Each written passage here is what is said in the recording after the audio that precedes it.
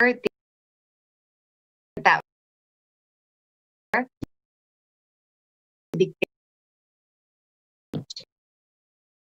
that we make additional for the March.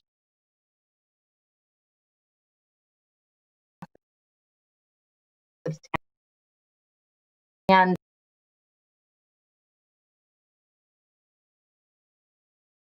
would be planning and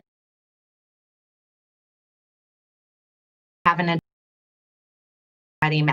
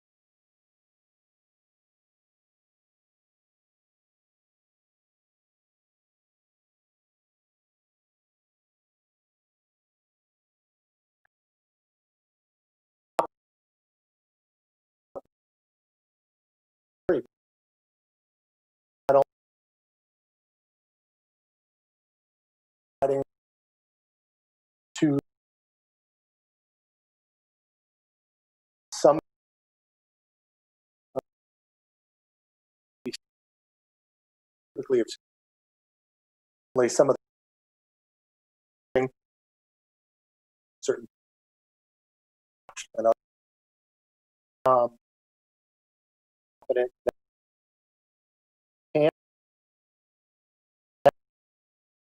speaking stand up and walk opinion. Continue. Thank you, Scott. I cite on that. Getting full of the master plan. Our driver on the master plan. Finally, this is really haven't done this. We haven't this sort. Important that obviously we do it. That the goals that we intended originally things together. This is say it's been fine in accordance that we're discussing and the things that you've all and put around. Confident that we are to our overall called it the sort of, you know, what 20,000 foot direction, long-term plan for the focus on the neighborhood has always been our sort of guideline in putting together P and the for this plan. That's been sort of the thinking. And with any we have here, although they've been, I consider them refined in the sense you and the planning board, I'm verifying, but you're all very comfortable, still very our original goal and the overall thinking we intended to put to go for initially, what our result would be. I believe, Nikita, at least point. I think one of the things you point out is that perhaps we had been proceeding, particularly that second meeting, started to veer away from the 10,000. We started to come a little too hot, if you will, pardon the metaphor. I think this revised approach will take us back to that appropriate level. Now, again, we'll state that we do wish, and in fact, I believe we need the City Commission to continue to support the process publicly. And as you see these themes, as you hear them developing through conversations, you know, providing your feedback is important. Just as much as it is important that as we develop these, we hear the voices of the residents in these neighborhoods. This can't be simply a planning exercise in our own heads. But I believe the process we have here is now trying to attempt to balance those through different means for the different audiences. And so, long answer, yeah, I do believe that we're still on the right track. But it's going to take discipline to make sure we continue to follow that course. Very good. Thank you. Thank you. Commissioner Baller, go ahead, please. Let's give you the floor. Give it a second. Thank you. Go ahead. Thank you. I have several comments and a couple questions, so I'll throw out the comments first. You asked whether we think virtual meetings are a good idea. I think they're a good idea. I don't have a problem with it. And I hope that the governor continues them past June 30th. I've heard you used a couple, Sarah, you used a couple of phrases, or maybe Ms. Ecker did, broad support and extensive interest and comments of that nature. And I support those sorts of assertions when they're true and when they can be backed up. And I would urge you at every step of the way to to have available the support for those kinds of statements that you'll need, because I definitely can imagine, the loudest voices are always the ones who are against things. And we even hear today 20 some years later after 2016 plan that things that were in that plan, did not have broad support. So,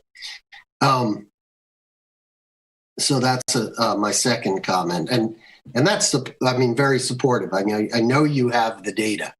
Just make the data available and easily accessible when you are challenged. You shouldn't, I'll get back to you in a week on that. Doesn't really satisfy a naysayer. So, I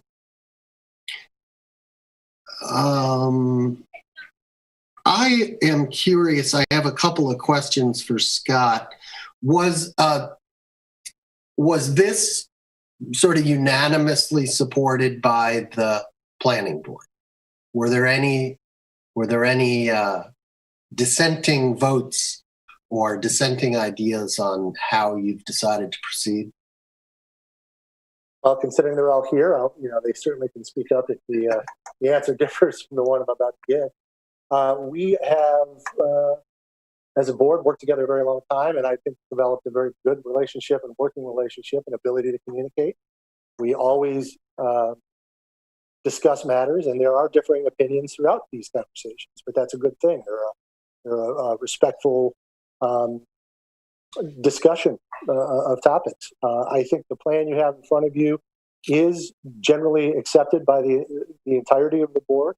We have made some tweaks along the way in order to take good input into account, whether it be through the use of homeowners associations, the emphasis on next door or other means of communication as a third component to this process, as an example, Commissioner Ballard.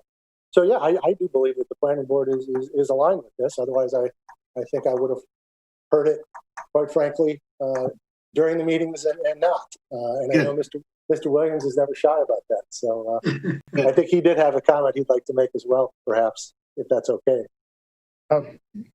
Mr. Williams, would you like to make a comment? Yeah, so I think somebody besides Scott should indicate, I think it was on the process. First of all, let me say, I think we did not have from this point to the end of the process written down. And so I commend our consultants and Jana and the board in recommending the commission. You can see it from now. I think we're at point C, but this takes it through Z. And I think it's important to understand the process. Secondly, I think it is virtually unanimous. The one exception probably is, it's not an exception to the plan, but you'll notice that there is in the plan, it's in the process itself, at least one and perhaps two time periods when we go to the neighborhood. I think there is some debate among planning board members how best we accomplish this. I think that Jan and the consultants have in mind a plethora of reach out programs. I'm not sure that we have definitively set forth all of the various mechanisms that we want to use. We also, I didn't hear it mentioned, we also talked about using Nextdoor if possible. But we want to go in a multitude of ways.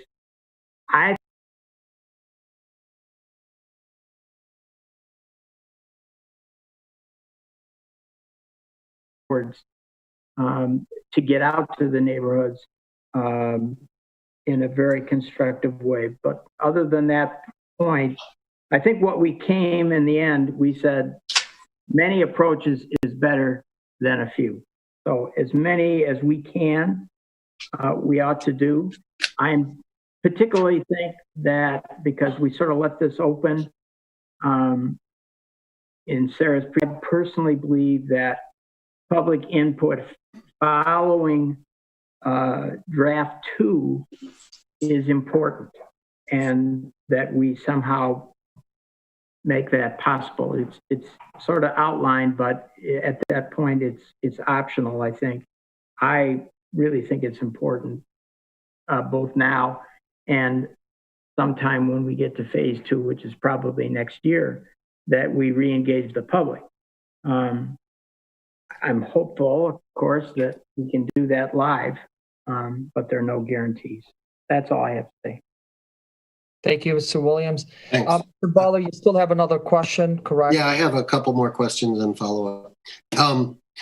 With regard to the themes, did these emerge organically, naturally, or more specifically, I might ask, were there any themes that were proposed that were rejected, or did you know, how much work went into the themes, and is there anything you left out that we might say, well, you know, that might be something we should have, you know?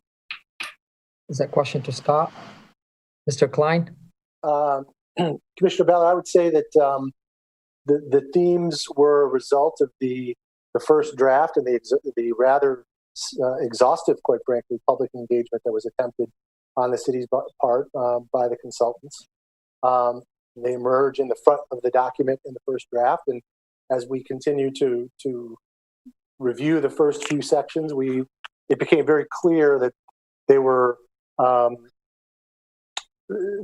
pervasive, quite frankly, in numerous sections, and therefore they you know, is that organic? I think we could argue that term, but certainly it was a result of our consultants putting forth their interpretations, guided by the planning board, of the initial round of information and the initial planning process.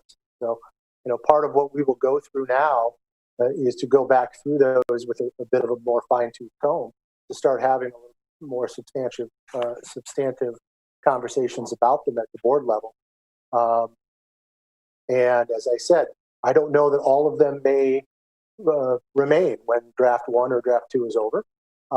They might, but they certainly need to be discussed in more detail, because I think they're certainly open to a great deal of interpretation at the moment, and it would be important for us to present to you as a commission what we believe they mean, why we believe they're important when we would recommend this to you, so that you as a commission could opine on whether it's the right kind of policy to move us forward. Okay. And finally, I'd just like to say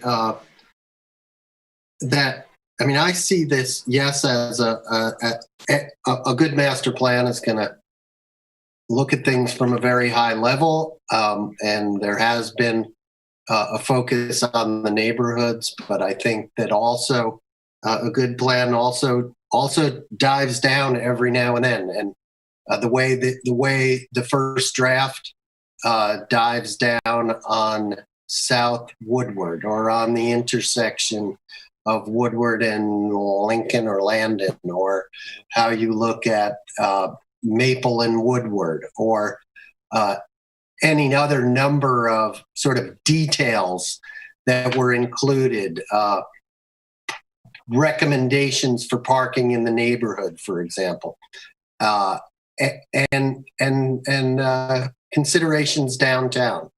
I'm perfectly happy seeing some of that detail in there, and hope you don't lose focus on that detail in an effort to stay at too high a level.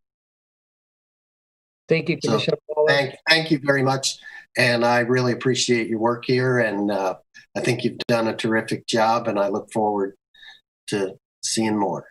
Right.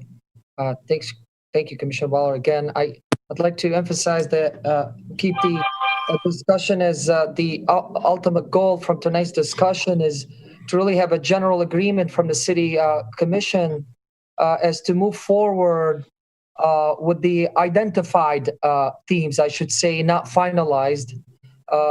Also, would that meet the goals and the intent of the City Commission? Let's focus on that so we can move forward to the next item, whether we want to do keep doing virtual meeting, and if we're all in agreement to do so. Let's take it with item 1. Commissioner Hoff, go ahead, please. Yes. May I ask a couple of specific questions that I had on this? Oh, absolutely. Go ahead, please. In reference to the neighborhood meetings, it states online or in person if possible, roundtable meetings for each of the 5 city sub-districts. We have many more than 5 neighborhoods. So what are the 5 city sub-districts? Good question. Would that be for Mrs. Traxler or I can take it. Matt? Mr. Lambert, go ahead. Yeah, sure. Those 5 subdistricts were the areas at the very beginning of the process that we had divided the city into by major roads, and they were central, north, northeast, northwest, southeast, southwest, and those were the ability to gather people from a broader area to get feedback on that. That wasn't so specific to the neighborhood, because some neighborhood associations are 2 blocks and some are entire like almost the entirety of a sub-district in the case of Court and Lake Estates, for example, that takes a very large part of the city. So we were dividing the city into areas that were roughly equal and defined by very large areas. So the earliest of the surveys were organized in that way. So there's questions that relate to them in that order. On that, what were your dividing lines? Were they Maple and Woodward, Maple and Old Woodward? When you say northeast, northwest, southeast, southwest, there has to be a 5th one, maybe. What were your dividing lines? What major roads? Since I don't have it right in front of me, I can pull it up in 2 seconds. But we did use Maple, we did use Woodward, but where we carved out the center, I think Sarah can grab that. Yeah. I see Sarah's hand. Ms. Traxler, go ahead, please. Thank you. So it was Maple, of course, was the east-west dividing line. And then it ran from basically, the western edge of the city to Southfield Road, and then Southfield Road over to Woodward, and then onward to the east side of the city. So I can... we can share the screen. It's on the project website. This is how we organized the roundtable discussions in the beginning. And also, as Matt mentioned, how people identified where they lived when they were taking the surveys. So there's... That satisfies your question, Commissioner Hoff? Well, that part of it. But Okay. then when we talk about neighborhood packets, are you talking about those areas, or are you talking about specific neighborhoods, and what will neighborhood packets consist of? Okay, I can take that one as well. So the neighborhood packets, we were intending to condense some of the information that's in the plan. And so one of these, the neighborhoods that are defined there are the ones that are discussed in the master plan, which had 12 plus the mixed-use districts.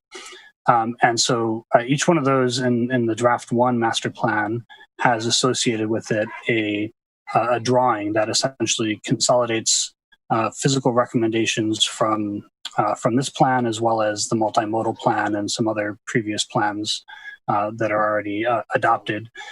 So we would combine that information with key points from these other discussions throughout the document, not so overwhelming a collection of them, but for direct connection to some of the issues that we bring up that are pertinent in the city. For example, the discussion of zoning and the disconnect between zoning and the character of existing housing in neighborhoods, for example, or discussions of parks and other areas that may be within that neighborhood area that are recommendations in the plan. So are your proposals for neighborhood involvement to meet with the 12 neighborhoods plus the mixed-use district, or to meet with the 5 city sub-districts? These are 2 different groups. I mean, there's an overlap, of course. The sub-districts are comprised of the neighborhoods. But what are your thoughts on that? Who will you be meeting with? So the proposal, and again, I'll reiterate that there were some options should we choose to have additional engagement when we can't meet in person. But in the direction of meeting in person, we had intended to meet in those 5 districts. What we had also intended in this is for the neighborhood information packets to elicit additional feedback from neighbors through some of the channels that we already have available. There's ways to comment on the website, for example. So we would get both the in-person meeting, which would be for a few of those neighborhoods within the district, but then we're looking towards providing some clarity in terms of the recommendations near people's homes, so that they might provide us more direct feedback in some ways that we've already been receiving quite a bit of it. I would add just one more thing, which is in this process from our side, we have seen a lot of repeat in feedback from the public. And that's one of the things that we're really interested in moving into a second draft in whatever way we can, because we want to make those changes rather than represent something that we might be changing because we've heard from people already. Okay, and one more question. My recollection is when this was presented, the first draft, to the City Commission, there were some concern that it was too broad. Has this been reviewed? Did the 11 themes, are they condensed from the initial presentation that was made to the City Commission? Well, there was a bit of too broad or too long was quite often the comment, and we haven't had the opportunity, because we're still collecting input, as it were, in the draft one. So we haven't revised that draft to be more concise and focused, as was discussed back in that last in that joint meeting that you referenced. As well, these themes carry through the entire document. And they're picked as the organizational things that repeat. So should we be simplifying, condensing, or adjusting in some areas, some of these themes still carry through.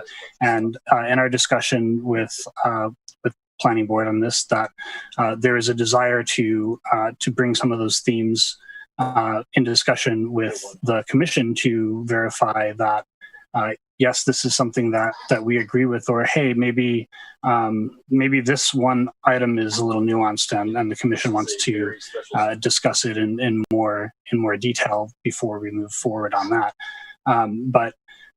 So we haven't done the condensing yet, because for us in our work plan process, that was the point in revision between draft 1 and draft 2 in the plan.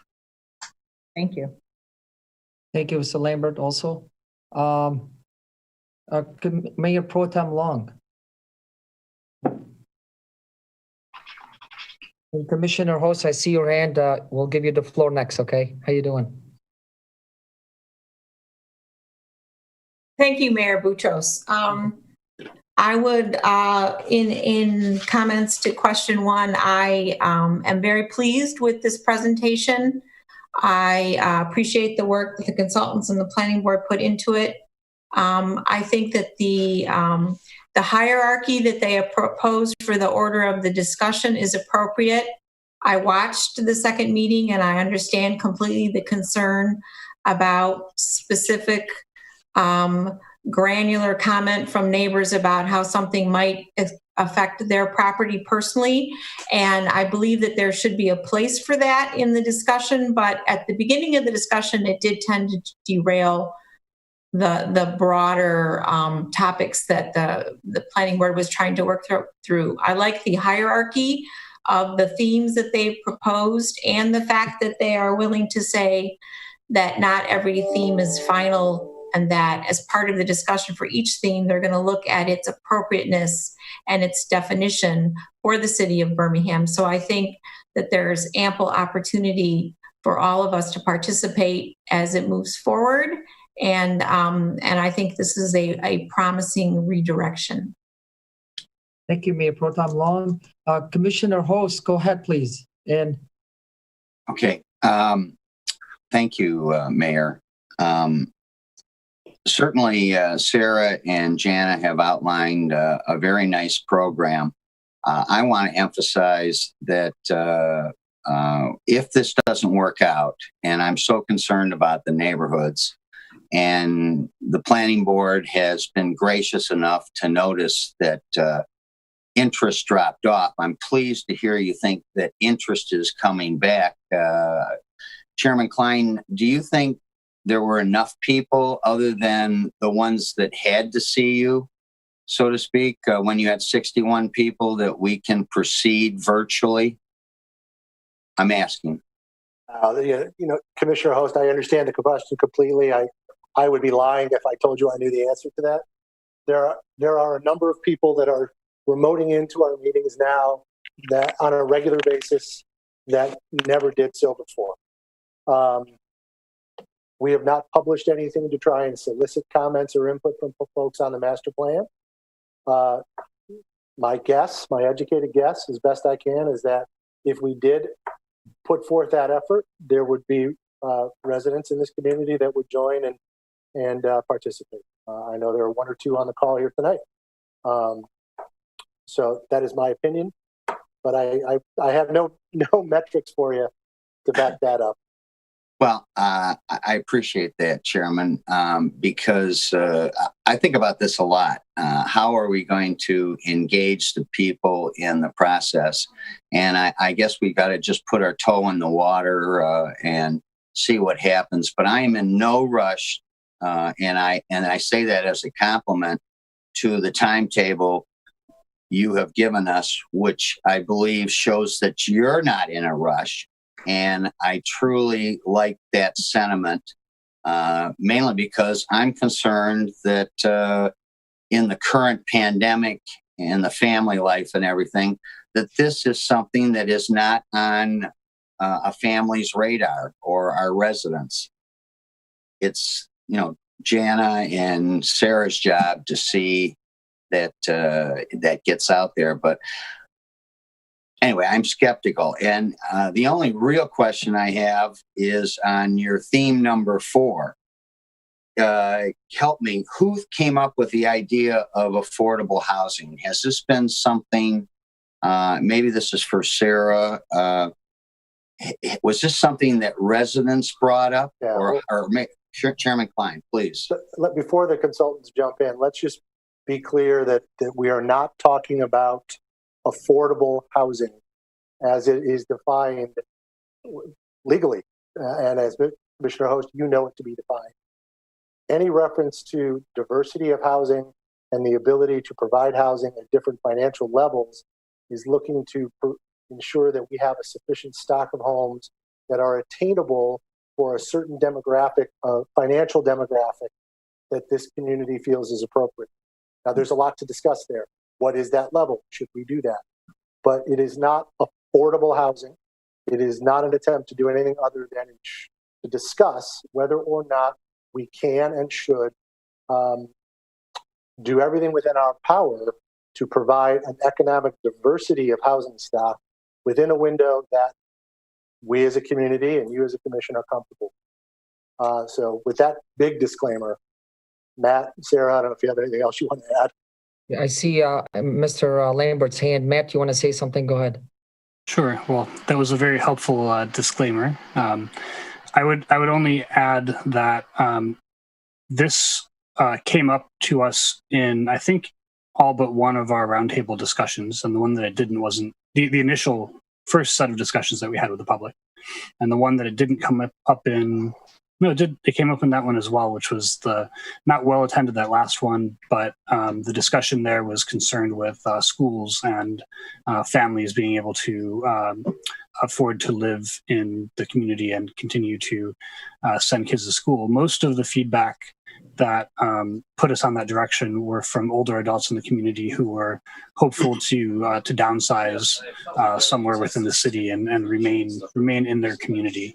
So it came up then, and then we heard quite a lot more during the charrette, particularly the session on housing. There were a lot of people who were quite concerned about the attainability of housing, but not as the chairman pointed out, not specifically affordable housing, which is defined in very specific terms. And so there's a whole, it's a whole complex discussion that we're very happy to have. We refer to it, Mr. Lambert, as attainable housing. By the way, in my defense, when Jana went through the theme, she used the word affordable. That's all right.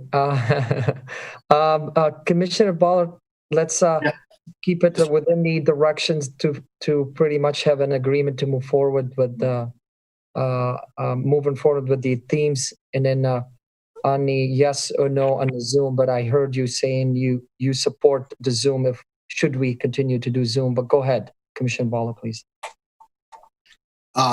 Yeah, Matt or Sarah, would it be safe to say that that paragraph to which Commissioner Host referred, that would it be safe to say that we already have a diversity of housing in Birmingham? We have single-family homes, we have condominiums, we have apartments, we have small apartment buildings, we have duplexes, we have some clusters. And would it be safe to say it's a question of looking at those types of housing and kind of deciding if we want to encourage some of the ones that may not be as predominant as others? And is that kind of what that says? Sure. Yes. Yeah, I think that would be fairly accurate, and just add to the point that there were allowances for those types for a while, and then they were no longer allowed. And we were discussing the property prices, analyzing what you can do to affect the cost of housing, and providing those types of units, more of them, is one of the best ways to do so. However, it's a very deep concern, as we would all expect, within existing neighborhoods that are principally single family. And so a lot of our focus has been, we've heard that there's a need, there are people that want this housing. We don't feel that it's appropriate to be everywhere and anywhere, without any controls whatsoever. What we're trying to strike is a balance on where and to what extent that might be allowed. Thank you. All right, Commissioner Sherman. We haven't heard from him yet. Yeah, we'll unmute you in a second.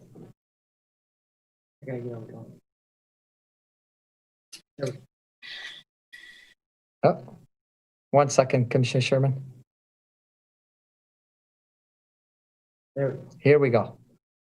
Okay, I think I'm unmuted now. Yes. I want to go back to when we originally started this process, and when Dewani came in, and I think Matt, you were here, Sarah, you may have been in there also.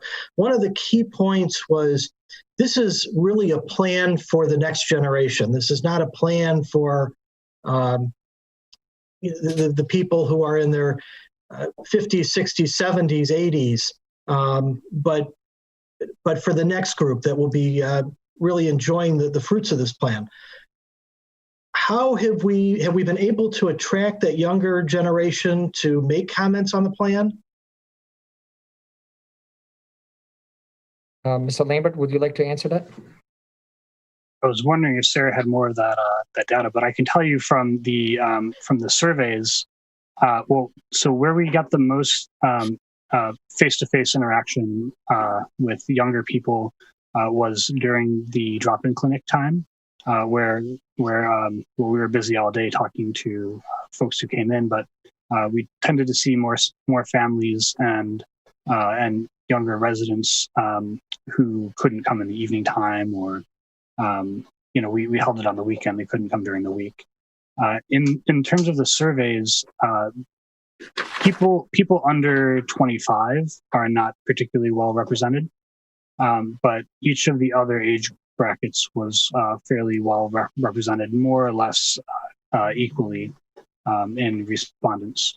But the youngest have been difficult. We have reached out through the schools to get respondents. I think we have received responses from families more so than from the students themselves. We've tried to arrange some social activities for that too. So we did some bumping into folks around town that were younger as well, but it's a particularly difficult age group to get involved in these things. But certainly from the 25 to 35 and 35 to 45 and so forth on up, we had some pretty broad responses. Okay, if I can continue. Do we think that you doing this virtually will facilitate that particular demographic, that age group, that age demographic? In terms of, well, yes.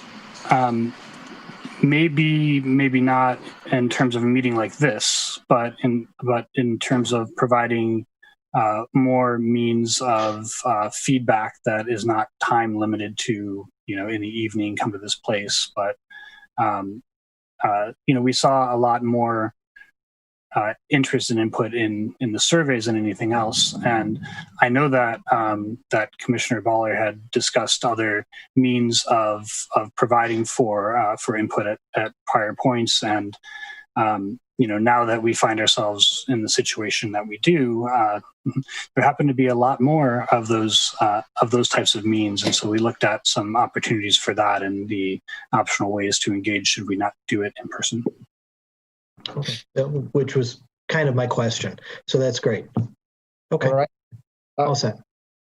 Ms. Traxler, would you like to add anything, or we're good? Oh, we're good. Thank you very much, Mayor. Got it. All right.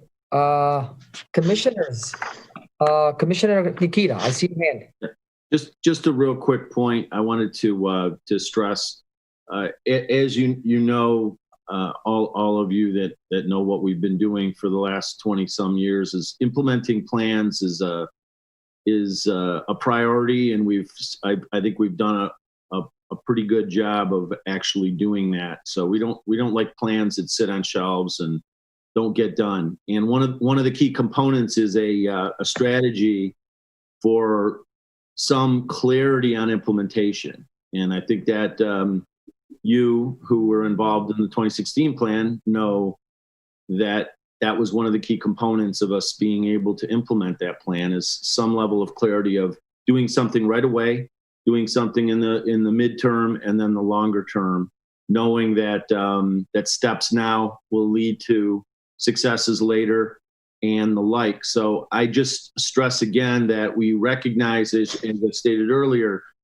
we know this is a broad view. We know this is a 10,000 foot level. We know this is a guideline for long term, but also we know that we can start making moves in the near term to get us there.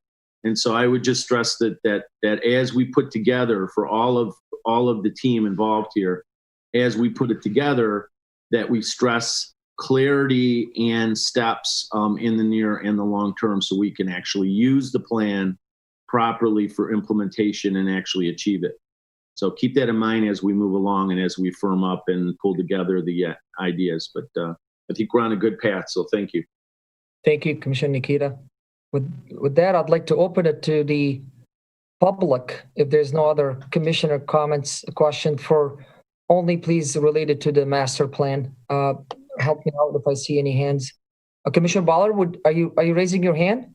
No? Okay. I see Mr. Arpin. Yeah, 1 second, Mr. Arpin. Please state your name for the record, Mr. Arpin, and your address.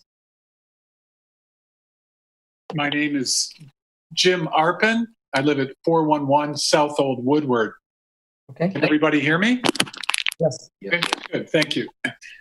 This evening, there were some concepts raised about the master plan, like public engagement, getting out to the neighborhoods and neighborhood packets, surveys, robust communication channels, broad support, robust studies with clarifying as we go along, meetings for clarification on master plan themes and key objectives in a beginning, middle, and end, and taking us through adoption.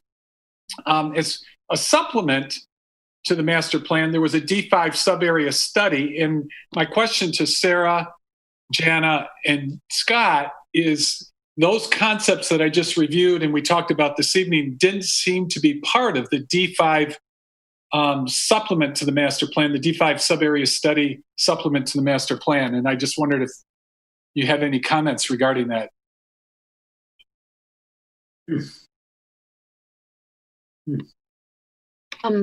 Jana, I think probably Matt can speak to the relationship to the D5 study and the master plan. Well, go ahead, Mr. Lambert. Or if Mr. Klein wants to go first, and then I'm happy to follow with anything extra. Go ahead, Chair Klein, go ahead. Thank you, Mayor Butrosa. Thank you, Matt. Mr. Arpin, I guess the way I would answer your question is that the sub-area planning study that DPZ prepared during the course of reviewing the rezoning package for the property you're referring to is not part of the master plan. It was a sub-area study that was conducted because we had an expert already in tow who had already collected a great deal of information. And so to me, and this is my personal opinion, sir, that is not a supplement to the master plan. It was a sub-area plan, and certainly all data will be considered, I suppose, moving forward as we finalize our plans. But the intention is not, or was not in my mind, in any way that was any sort of supplement. It was a very directed study to assist us in understanding the situation, so we could clarify some language in the ordinance. Thank you, Mr. Klein, for answering that. Any other? I would just add, Mayor, if you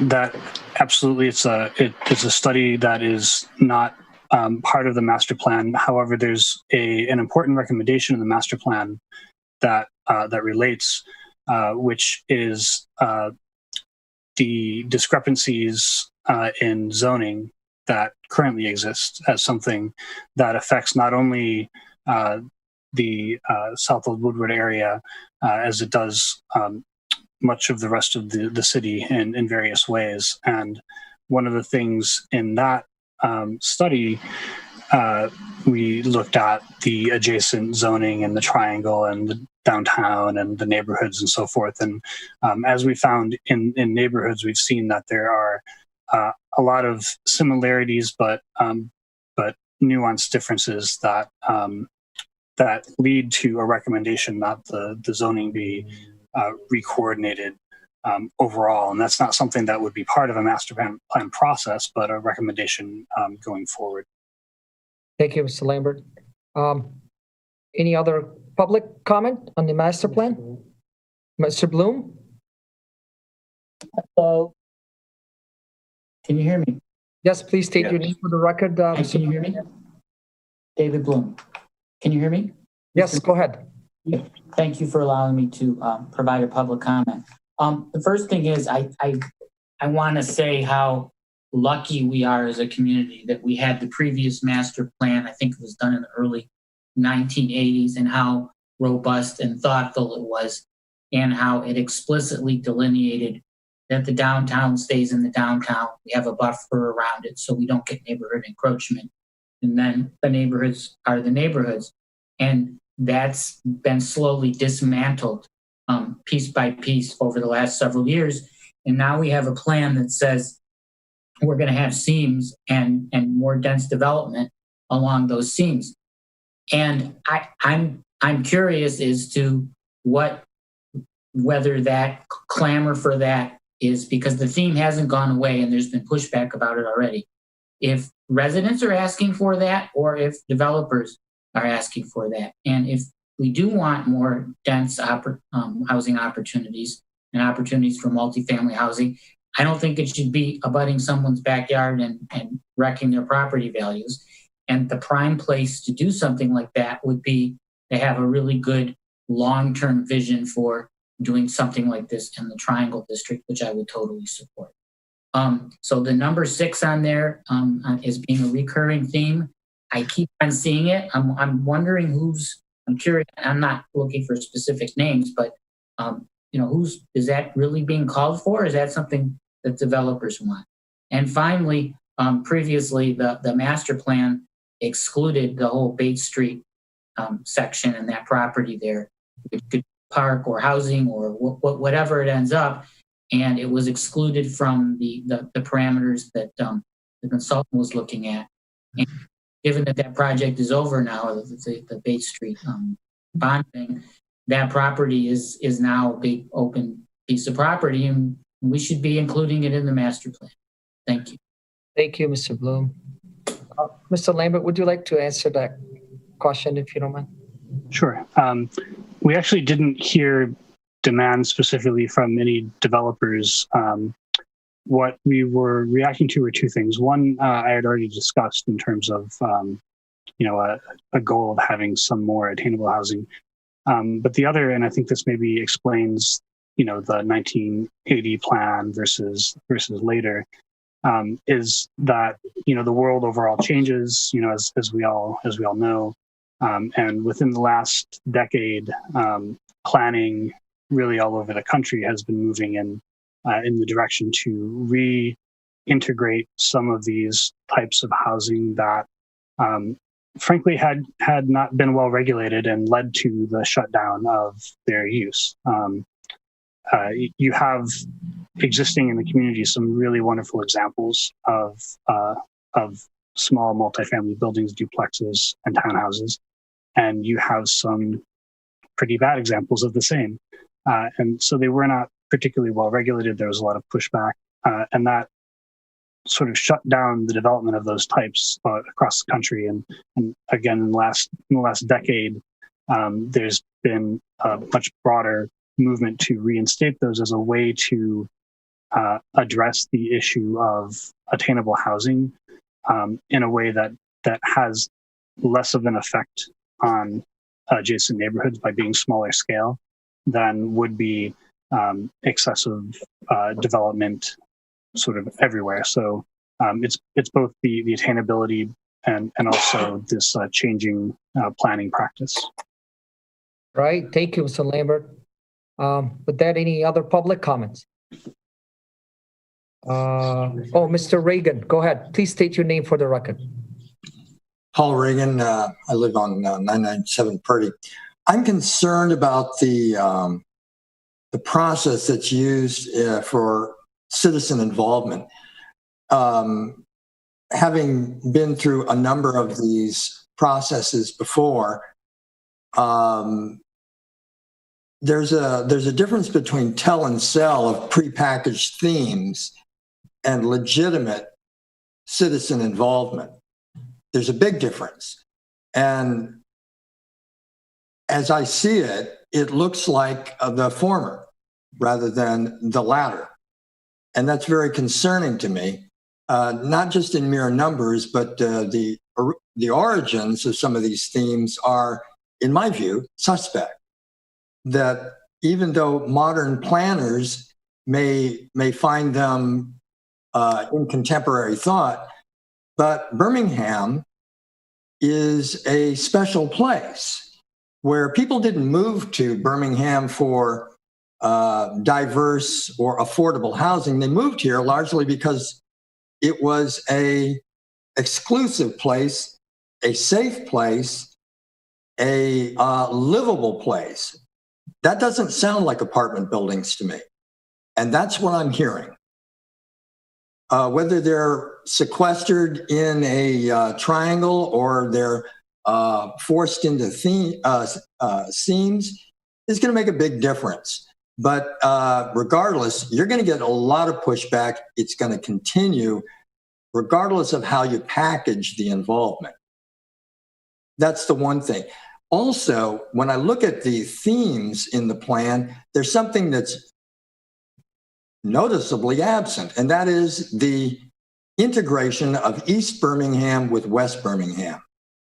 The single largest concept for Birmingham to plan is the integration of these two sides of the city, which are separated by a sea of asphalt.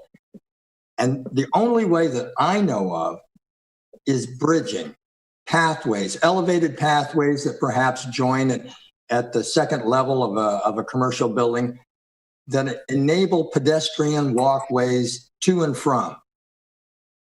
Also absent is any infrastructure. 30% of our roads are unimproved. Sewers are going to be a big ticket item. You can't build a city or plan a city without its infrastructure. Where is that? That is the big ticket financial item. It should have been here. And so we're getting out way ahead of ourselves, putting the icing on a cake which doesn't have the first layer. Thank you, Mr. Reagan. Matthew, Mr. Lambert, would you like to comment? Yeah, I actually very much appreciate pointing out that integrating East and West should be up there front and center in the themes. I appreciate that very much. I think we paid attention to that issue, and I look forward to discussing that specifically. Did we do enough? Is there something else to be done? I think that's absolutely important. I did want to clarify one thing on in terms of what's in fashion and planning and so forth. But essentially, planning used to create places like Birmingham, and then planning practice went very far away from that. Went to destroying cities and essentially threatening places like Birmingham, which are wonderful places to live. And the work that my firm does and many of our other colleagues has been to try to push that planning practice back to establishing places like Birmingham, supporting these places and helping them become increasingly wonderful places to live. They're already wonderful places to live. We don't need, again, that first survey said most people are happy, almost everybody. We don't need big changes. But there are small things that could be done to improve situations here and there. But the current direction of planning is quite different than what it was in the 80s, and it's also reacting towards different conditions. The conditions of the 80s were much different conditions than those of today. Well said, Mr. Lambert. Thank you for your final comment. Any other public comment? Do you see any? I don't see none. Okay, awesome. With that, I think I want to also commend really the DPZ team, the consultant team, the planning board. I think it shows the efforts, the work, the hard work you have done. I'm very pleased personally with what you came back with to us. Very well detailed, simple to understand. And I hope also that when you come back to us with a first draft, it would be also simple for not just for me to understand, for also the public to understand and the whole community. With that, I believe if there's no other comment, I would say that we do have a general consensus to move forward with the identified themes that you have presented to us, and hopefully it meet our goals and the intent of the City Commission. And also, unless I hear any objection with the Zoom virtual meetings, that hopefully will come back in person. But for the time being, I guess we have no other options but to continue our business and through virtual meetings, through Zoom. I hope that this doesn't slow us down. I think that the intention is well there is to engage as many people, to put the word out. And again, if that had to happen via Zoom, I personally say, yes, let's not delay things. We have to do our best because it might take time. And I hope I'm wrong that in 2 meetings will be in person. But with that, did I see a hand? Any final comment, please? Mr. Baller, go ahead.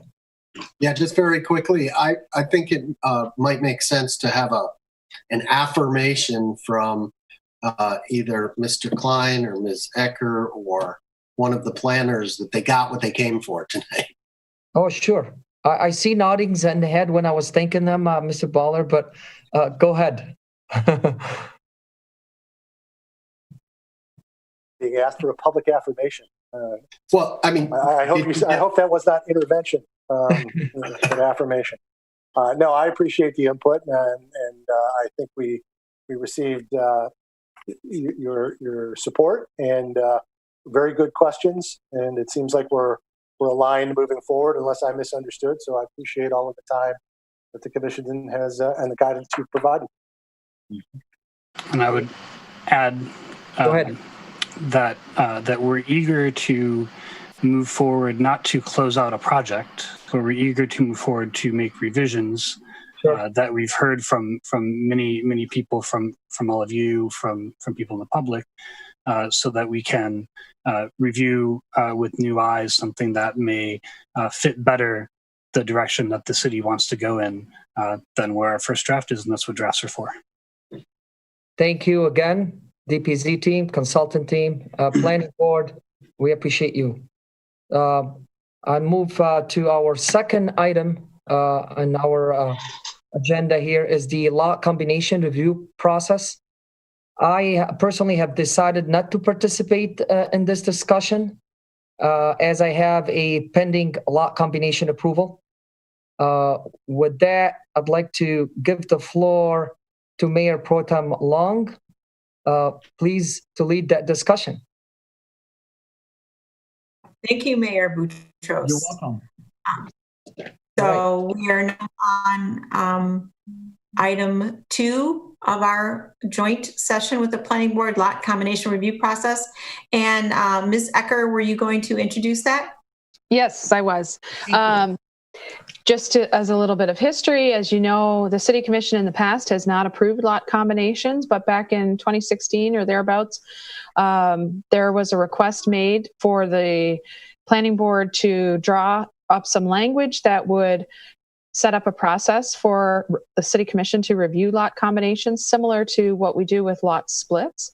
So that process was put in place in 2016. At that time, essentially, the City Commission had asked for specifically some guidance as to what factors to consider looking at, both objective, quantitative factors, and also to allow for some discretion to be placed involved as well. So changes were made to Chapter 102, subdivisions. The whole concern behind the need for a process for lot combinations was that we were seeing a lot of folks that were coming in buying 2 and sometimes 3 lots and putting them together and essentially building very large homes that were out of character with the surroundings, their surrounding properties, the surrounding neighborhoods, et cetera. And so the intent of the process was to look at what was proposed, look at what was around it in terms of the character of the neighborhood, and how to determine if an application fit in or did not. So essentially, as you know, at the last City Commission meeting, there was a second lot combination request that's come forth since this ordinance was amended in 2016. And at that time, we went through all of the objective criteria in the ordinance for lot combinations, and those elements were met. Then there was some focus on the last element, which is section 83 of the lot of the subdivisions section of the city code, section 83 sub 6. And there was some discussion amongst the City Commission members that you were looking for a little more clarity potentially on the items that you would like to consider in that subsection, potentially to determine whether or not the character of the neighborhood was being negatively impacted. So I think the discussion here is we're looking for what are those types of issues that you would like to hear considered, what would be helpful, and have a discussion between the two boards. Thank you, Ms. Ecker. Does Chairman Klein wish to comment on the question of 83.6, or would you like to hear from the commission members first? I certainly would think it probably in our best interest to hear any specific questions the commission may have. And I would say that on behalf of the board, I think we're all happy and to always provide any sort of feedback or input that you may wish, the commission may wish. So I think it would be helpful, though, Mayor Pro Tem, to hear perhaps a little bit of what the specific questions or clarity is being sought, if that's okay. Certainly. Do we have a question from a commissioner? Commissioner Sherman. Well, it's not a question, it's more of a comment to try to address Mr. Klein's comments. When we were looking at this ordinance, the first 5 elements of the ordinance are basically check the box. Are they met? Are they not met? And then we get to section 6, which basically gives the city commission the direction to look at various things that affect the interests of the public or the abutting property owners. So I think part of the concern is what types of elements, besides the ones that are listed, should we be looking at? Taking a step further, I think we're looking for items that we may not have been able to put in words in an ordinance easily, but they go directly to the character of the neighborhood, such as setback issues, size and massing, taking words from the previous discussion. I don't want to use affordable housing because that's not the right language. But attainable housing, I believe, was the language that was suggested. And how does this lot combination affect that issue? How will this involve another element that was here, the graceful absorption of projected property growth? If we take a lot out of the city's inventory, are we potentially causing issues there? So we were looking just for, at least what I was looking for, is some additional guidance with, now that you've kind of started getting into the master plan, what types of things would you like or you think would be helpful in analyzing these situations to arrive at a conclusion, to exercise the discretion? Because it's clear that the ordinance as drafted contemplates the commission exercising discretion on these. It's not, if you check the boxes, then it gets approved. Commissioner Klein. Oh, no, I'm sorry. I see Commissioner Hoff, so please. I see my time. Certainly, Commissioner Hoff. Well, I want to say that then section 102-84, conditions of approval, does give the city commission the ability to impose conditions on the approval of an application. And that's what we did with the home on the corner of Bates and South Lawn.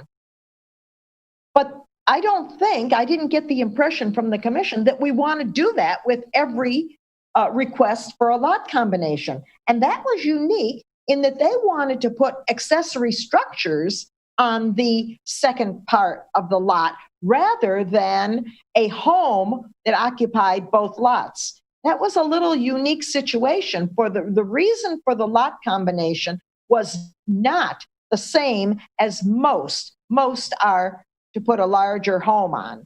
So I see that as giving us some flexibility there, but I don't think that's in our best interest to have an agreement every time there's a lot combination. Thank you, Commissioner Hoff. Do we have any other questions or statements from commissioners that the planning board could listen to before they answer, perhaps in their entirety? I see Commissioner Host. Thank you, Mayor Pro Tem. My primary question is, why do we allow more than one lot for one house? Why do we allow lot combinations? And I'm going to go back to the themes of our 2040 plan. And obviously this is point number 5, but really it's point number 4, which is diversity of housing. And point number 1, neighborhood strength. Wouldn't it be better not to allow lot combinations? All our lots have been platted 100 and some years ago, and there hasn't been a problem. Whenever lots are put together, chances are it's a much bigger house, and chances are it does not lend to the sense of community that is in that neighborhood. So my question is, why do we allow combinations of lots? Thank you, Commissioner House. Commissioner Nikita? Yeah, just let me just make the general comment that I think this ordinance, which was needed because obviously as we started seeing lot accommodations being done administratively, that there was really not enough, there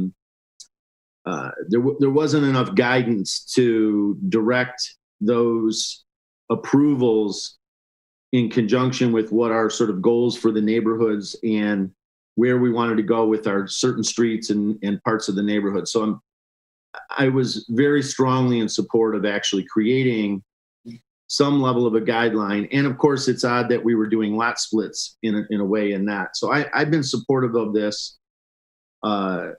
ordinance, and I think it's actually a pretty good ordinance. So I don't want to, I'm not suggesting that it's problematic in the sense that it's not really close to where we need to be. I guess the thing that came up to me in the first time we went to approve this, when we went to review using this, review a project using this ordinance, was just to get, I guess the way we implement this is where it seemed to be somewhat unclear, meaning that there seemed to be in the ordinance, although I agree with the way that we've laid it out in items 1, 2, 3, 4, 5, 6, with some variations in here. All of it has some ability to be judged based on the content of the issue at the time. And the last one, the conditions of approval, as Commissioner Hoff said, is actually quite flexible, that allows for us to refine the circumstance given the variety of conditions that we, of course, come across. So that's all good. The issue is that maybe it was the way that it's been reviewed and presented, and maybe it's the way it's written, that once it comes to us, it seems like it's not, there's some fundamental things that maybe should be clearer for us to make a decision. And what I'm getting at is the beginning of the whole point of this was how does a lot combination, and a lot split for that matter, how does it change the character of the neighborhood?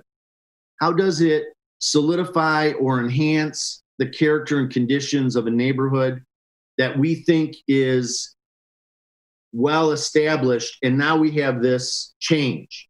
How is that change going to support the neighborhood going forward, enhance its existing characteristics? How does it maybe allow the transformation of that neighborhood over time in accordance to the master plan? These are sort of the goals, if you will, of having this ordinance, outside of not having the ordinance, which is where we were. And I think that just let, a lot of things that were really unquestioned. So those were the guidelines. And when I look through, 1, 2, 3, 4, for the most part, they're checking them, but surely 5, if we paid the taxes or not, that's a black and white one. How much lot coverage is there? What's the width? What's the character, the average width? How does it align with the area of other housing in the neighborhood within 300 or 500 feet? All of those things are sort of pretty black and white, although there's a little bit of variance. In 6, where it says we were looking for adversely affecting the public or the adjacent or abutting property owners. How will the commission shall, and it says shall, consider these 3 points, but they're not limited. So there are other things that actually could be in question: location of the building, vehicular ingress and egress, and a couple of other items relative to police and fire access, whether there's light and air. These are all pretty fundamental things. But where I'm having, I guess, the clarity issue is really going back to that initial point, which is why we did the ordinance to begin with. What is the goal of this ordinance? What are we trying to achieve? We want to make sure that the intent of whatever we do, lot coverage or split or combination or split, enhances the neighborhood, enhances the character of the neighborhood and the conditions that are there. So somewhere in here, we got to, I guess, talk a little bit about those details in regards, and maybe it's just the review that comes to us that should be a little bit more in keeping with that. And I give you one example. We talk about in item C under 6, what is the location, the size, the density, and the site layout that could come of a lot combination with the proposed structure and how it would, and specifically this question is relative to light and air and access by public facilities like police, fire, and what have you. But I would contend if we're really concerned about the character of the neighborhood and enhancing that, making sure that it's solidified and enhanced, things like building setback become important, especially in a lot combination. Because with a lot combination, we're making the lots bigger. And if you choose to do a smaller house, you could, in theory, set the house back beyond what would be a typical setback within the neighborhood. On a lot split, that would be less the case. So not to get too much in the weeds, but I use that as an example of giving guidance to this ordinance so that the commission can review it with some of those character-oriented elements that actually are at the root of why we do this. And I'm not sure if I mucked that up with too much detail, but I try to get to the fundamental issue that we saw when we thought that we needed to do this, which is when we do a lot combination or 2 lots or 3 lots or 4 lots, like we've had some interest in and actually have seen happen.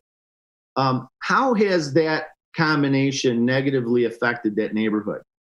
This ordinance should address that. So I don't think that we need to throw this ordinance out. I don't even know if we need to actually, and maybe we do, maybe we need to eventually alter this ordinance just to strengthen it. And maybe it's just a matter of some of these areas that really deal with character, that in the review and what's sent to the commission, some of those character details are a little bit more clear than just general fundamental things like light and air and police and fire access and things like that. So I think lastly, I would say, how do we look at this? What specific elements as part of the approval should we consider looking at? Possibly defining more clearly the strengthening of that character, maybe specifics on the setbacks that are consistent with the neighborhood, consistent with the street, consistent with the adjacent and abutting structures, the establishment of the street wall that is really a fundamental character of the neighborhood typically, things like entry and orientation of the house relative to other houses. If all the houses are oriented one way, that would be consistent with the character. And if you create something that maybe is altering that, it would change potentially the character of the neighborhood, possibly some other elements in scale, maybe orientation of particular items and things like that. I don't want to be the design police. We shouldn't be the design police, but we should make sure that if we're going to accommodate a lot combination, which is a pretty big deal in many cases, that whatever gets built there won't adversely affect the neighborhood, which is specifically in here in item 6, the first thing, not adversely affecting. Okay, so let's be clear as to what those elements are. Maybe we just need to have a little bit more clarity on those when the review comes to us. And maybe eventually we refine this ordinance to clarify that. And I go to the question that was brought up earlier is what other elements might there be? And maybe Jana has some thoughts, I don't know. But that's kind of where I'm at in having now reviewed 3 projects underneath this ordinance. I personally find that it's a little bit gray in some areas, although I think generally very good. I think it just could be stronger in the way we implement it. Don't want something in front of us where we just simply check the marks off and we're there to rubber stamp it. There's no need for the commission to see that at that point, if that's what we're getting. Thank you, Commissioner Nikita. So, Chairman Klein, I will send it back to you for comment. Excuse me? Commissioner Baller. Sorry. One more commissioner comment from Commissioner Baller. Yes. This topic is very interesting, and I welcome the opportunity to discuss it. But I'm bothered by the timing of it, and I kind of object to this whole discussion tonight. for several reasons. First, we do have a lot combination application pending, and it was submitted by Mayor Boutros, and both of those facts complicate the matter and contribute to the problematic timing. I think it's arguable that the commission provided clear direction that this should be on tonight's agenda. I think if a planning board opinion is expected tonight, there's no chance that we're going to get that. We're not allowed to make any official actions in this workshop. And while I greatly respect every member of the planning board, their individual opinions about this ordinance are irrelevant. If we want an opinion from them, they need to convene separately and deliberate and vote on something that they're going to send back to us. Nobody's talking about the current application, and that's a good thing. It seems we're interested primarily in a general discussion. And if that's the case, I don't understand why we're not waiting until we have a full commission here to discuss it. It seems unfair to exclude the mayor. And so I would say we sort of went about this backwards. We delayed a pending application to have this discussion. I think we should delay this discussion until we act on the pending application. And then we ought to take this up and let the planning board come back to us. Given that we are discussing it, I just have, I don't know. I agree with Commissioner Nikita to an extent that some of it's in the planning division review. And if we're checking boxes on objective criteria, check the box on the objective criteria, but be clear that the subjective criteria is open to our discretion. And I would say that there's subjective criteria in numbers 1, 4, and 6, because character is subjective, pattern and rhythm are subjective. And certainly we've pointed out where in number 6, there's room for discretion. And finally, if a commissioner has an objection to a lot combination, and it's based on a good reason that grows out of one of these subjective items, all they need to do is raise it and make a good argument for it. And if they can persuade 3 other commissioners to deny an application on that basis, that's what this ordinance is designed to do. So those are my comments. Thank you. So once more, Chairman Klein. Thank you, Mayor Pro Tem. I can appreciate the concerns that have been raised, the questions maybe. Every zoning ordinance to some degree has some measure of discretion. And I know that the planning board is probably more familiar on a regular basis dealing with those types of ordinances, where the commission is dealing with much different type of issues. As I look at the existing ordinance, I would agree that items 1, 4, and 6 all do speak to some level of discretion. And that's both a good thing and a frustrating thing. Objective criteria are easier to defend, or easier to see and feel. The subjective, not so much.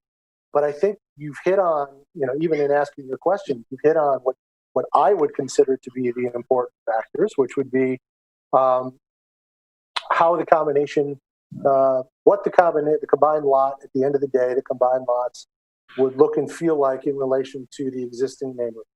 Now, I always have trouble with the word character, because I think it can be wrapped too quickly into aesthetics. And, Commissioner Nikita made a very good point about not being the design police. Often character is, well, it's a bungalow that was built in the 50s, or it was the Wallace Frost neighborhood, blah, blah, blah. What we're really talking about is the rhythm, the spacing, the street wall, how the lots and the homes relate to each other. And the attempt in, I think, points 2 and 3, the objective portions of this, are to try and put boxes around how much of a variation we would find appropriate between parcels on a particular lot. I think we talk about twice the same width, I believe, and then we get into square footages and some other measure to try and control that. To some of the concerns I've heard, I don't think setback is really something that you should worry about, at least in terms of front, because front setback would apply to the front of both parcels, whether, and it would not be summarily changed. I think it's the average of the homes within 200 feet of the property, if I'm not mistaken. So front setbacks are front setbacks. Side setbacks would certainly open the project up to a larger footprint. Debatable whether you would feel that that is a detriment or not. I think some might argue a larger footprint on one floor might be more in keeping with some neighborhoods than a smaller floor plate that goes up 2.5 stories surrounded by one-story bungalow. But again, you have to take a look at the existing nature, the rhythm, how tightly packed the homes are, and then make a determination as to whether or not the new lot would really harm that character. And I think that's the trick, because just because you have a block with densely packed small homes doesn't necessarily mean that that's good planning. If you've got 40-foot lots and they're jammed together at 5-foot setbacks, that might not be the kind of environment that you as a commission or us as a board would want to support. And maybe the idea of providing slightly larger lots that would allow for older homes that are not as quaint in character, as I use a word I just said I would, to be built in a manner with larger setbacks between buildings, or with modern amenities, but at a scale that is in keeping with the rest of town. Each neighborhood is different. It's impossible for me to sit here and tell you that here are the 5 things that each one has to have. But I think you're on to the right track, in my opinion, about the rhythm, the way the lots, the street frontage, the street wall, as Commissioner Nikita indicated. How does this proposed development, how would it look in the grand scheme of things? And I know you don't always have site plans, but you would have to just look at what would be allowed and take a leap, because you know that once it's approved, they could do anything under the ordinance unless you put some restrictions on it.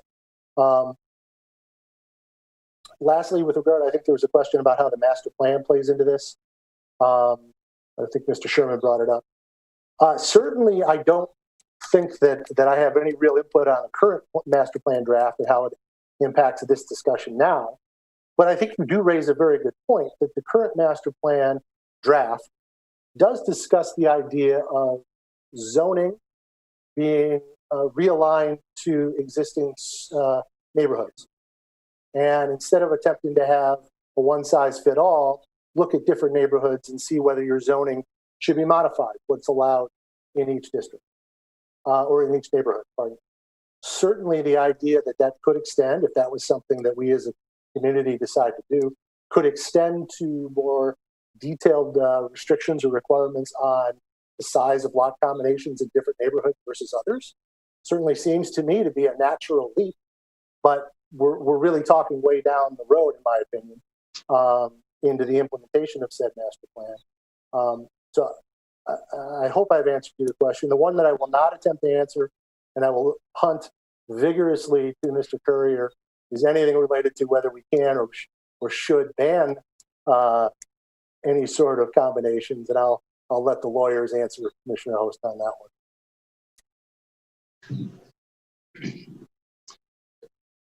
Mr. Currier, did you? Yes. Combinations, that's a policy decision for the commission. They are legal.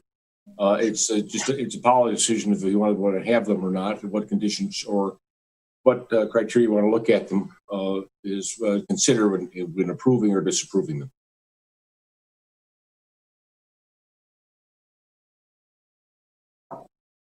Do any other members of the planning board wish to weigh in on this discussion? Mr. Williams.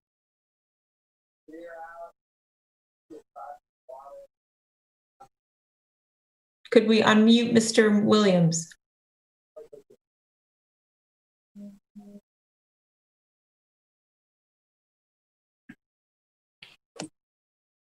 Mr. Williams. Can you hear me? Yes. Okay.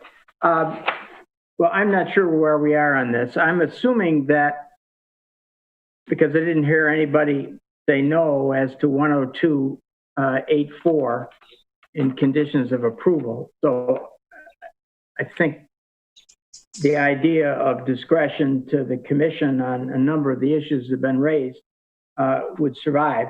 I think we could look at 102.83, in particular item 6, because I hear there's maybe a desire for more specific language, which we can look at, but we can't do that tonight. I don't know. I don't have the facts on any of the 3 lot splits that have come before the city commission, because we don't normally get feedback on that. So I'm not sure what the issues were on any of them or the current one, but we can look at this in a study session if that's the desire of the city commission. But beyond that, I'm not sure that I want to get into delineation of what additional factors we ought to include in items 1 or 4 or 6 or anything else. I don't think it's going to move the ball forward. We can look at it. I do think this will involve, in effect, or will have an effect on the master plan. So I think we can simulcast both those considerations as we go forward, if that's the desire of the commission. But I mean, I've heard, I don't know how many, 5 different suggestions on what we do. There's some consistency, but there's more inconsistency than consistency. I think we should study it. I'm perfectly willing to study it. No language is perfect. We can add more objective criteria if that's the desire of the commission. Personally, I think 102.84 gives the commission a lot of discretion. I think that's probably a good thing. At least we thought it was at the time that it was drafted. Those are my thoughts. Thank you. Do we have another hand? Mr. Scher, could we unmute Mr. Scher?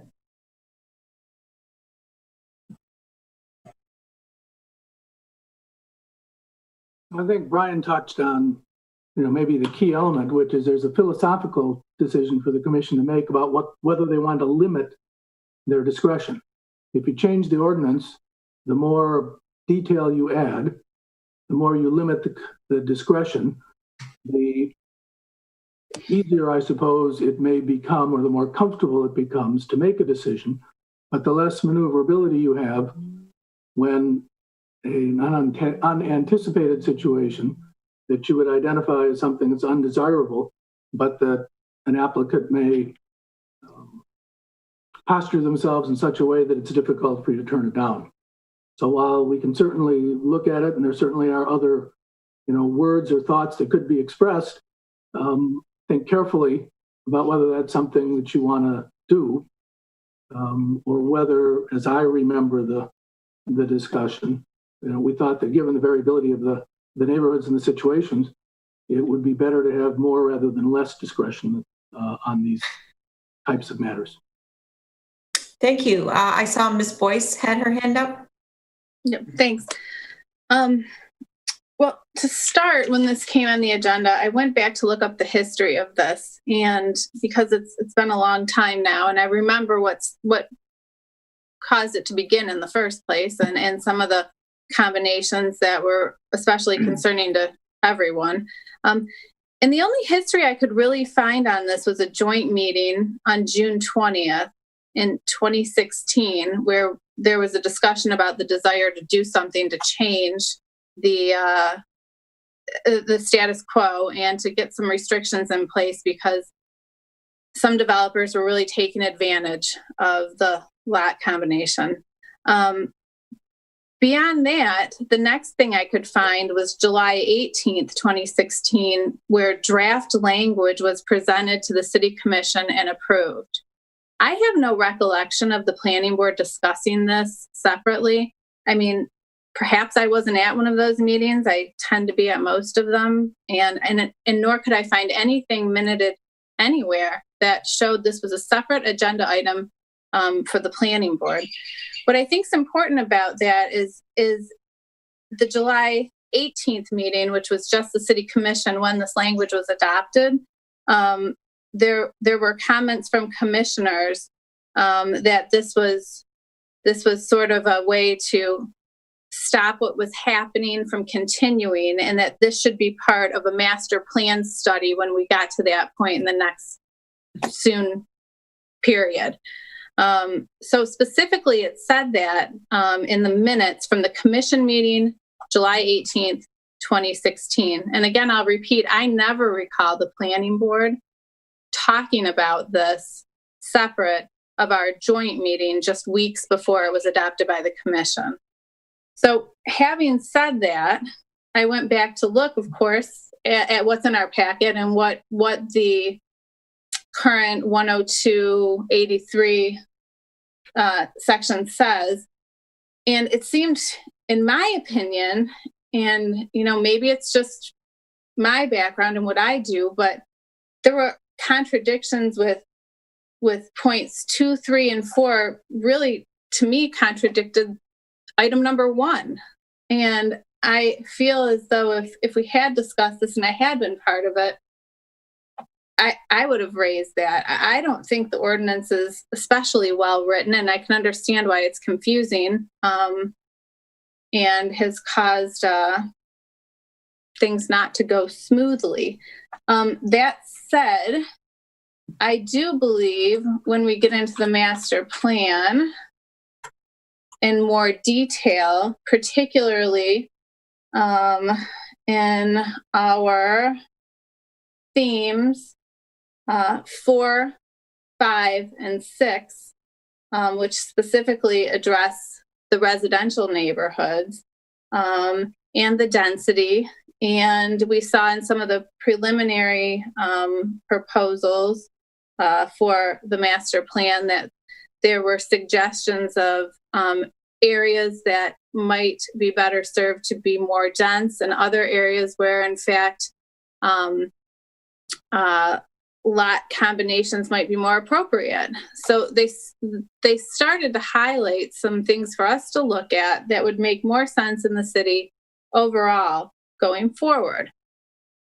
So all of that said, I think we have an opportunity as we evaluate the master plan down the road to come up with a much more better crafted ordinance that will be master plan driven and be much more specific. And that's where we can start to talk about setbacks and that sort of thing. I think that will play a role once we get to the ordinance, not in the master plan, of course, but in the ordinance itself. But I think we'll have an opportunity as a planning board to draft a better ordinance than what you're working with now because of what comes out of the master plan.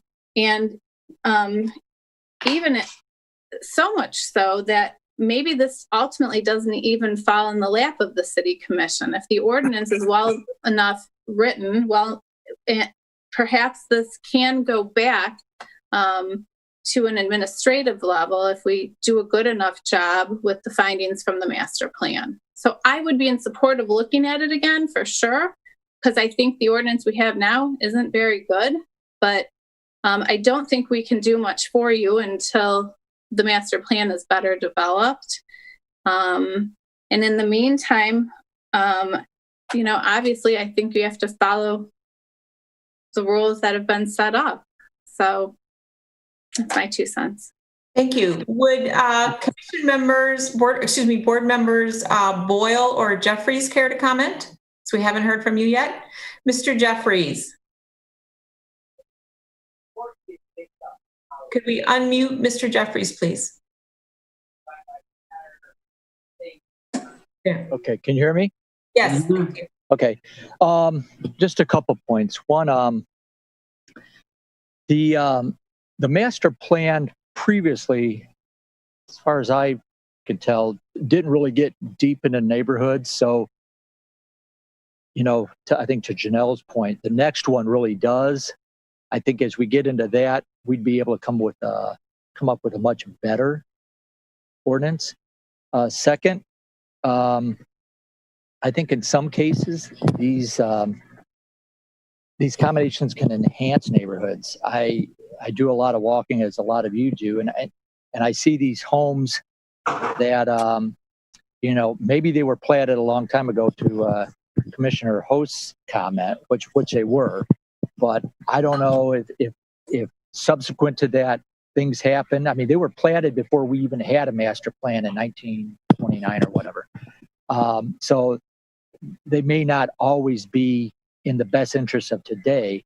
I could think of some where, you know, the lots on 3 corners are the same, and then one of them has a 30-foot lot split off that can only support a garage front house, which we don't want today. So I think a lot of times they can put homes or put properties more in context with neighborhoods. I mean, we always see them as negative. Granted, we can all think of several that you put 3 lots together and they're 3 times the size of all the lots anywhere nearby, are probably not a good ideas. But I guess that's my 3 points. Thank you. Mr. Boyle, did you want to make a comment? Yeah, sure. A very quick comment to say that I think the amount of conversation that we've just had suggests that perhaps this is something we need to look at, whether it's done within the confines of the, well, not the confines, but within the structure of the master plan, or whether we put it onto our list of topics that we would look at. That's the correct way to do it. You know, I think we've probably discussed it more than enough tonight, but if the sense of the Commission is that there is enough uncertainty, dubiety if you want, then we should bring it to the Planning Board, as we do with many other elements of zoning.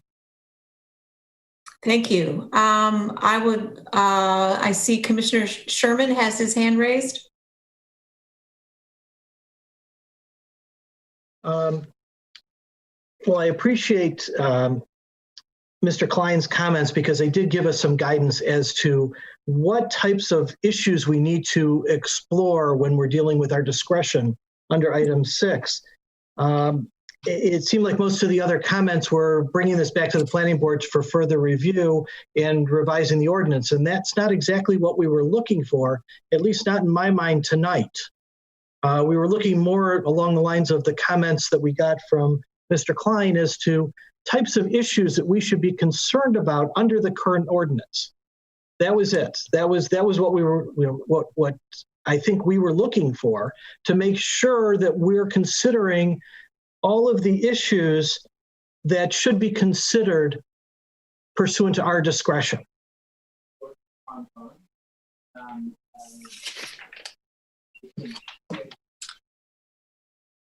Commissioner Hoff. I think that the reason this came up tonight is the previous, not the current request for a lot combination, the previous request that the majority of the commissioners at that time said, we need this ordinance reviewed.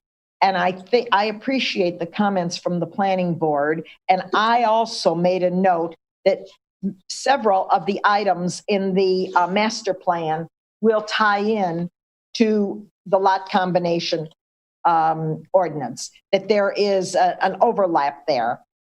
I, for one, would like the Planning Board to review this. Now, we were told last week by Mr. Courier that because the lot combination request that is in front of us came in before the Planning Board, before the Commission expressed an opinion to have the ordinance looked at, that may not be, that we can't stop accepting, or we have to accept that as a lot combination request. My question is, can we declare a moratorium on future lot combinations until we have this refined? That is a question maybe for Jana. Can we declare a moratorium on lot combinations until we're comfortable with the ordinance? Would Ms. Ecker or Mr. Courier prefer to answer that? I think that's better answered for Mr. Courier. Lot moratoriums are legal, but they're disfavored in the law. Most of them have been very difficult to bring forward and sustain. The most famous case was the Lake Tahoe case, which went to federal court in Nevada. So the courts don't look upon moratoriums very favorably. As your first comment, Commissioner Hoff, what I commented on was that it's been the practice of the city to apply the rules at the date of application when somebody comes before the division or the building division. It's the rules that follow through that application until its conclusion to allow fairness so that the rules aren't changed midstream, causing the applicant more cost or problems in proceeding forward. And that's been, as long as I've been here, that was the practice before me, and that's been the practice that I've known they've been following.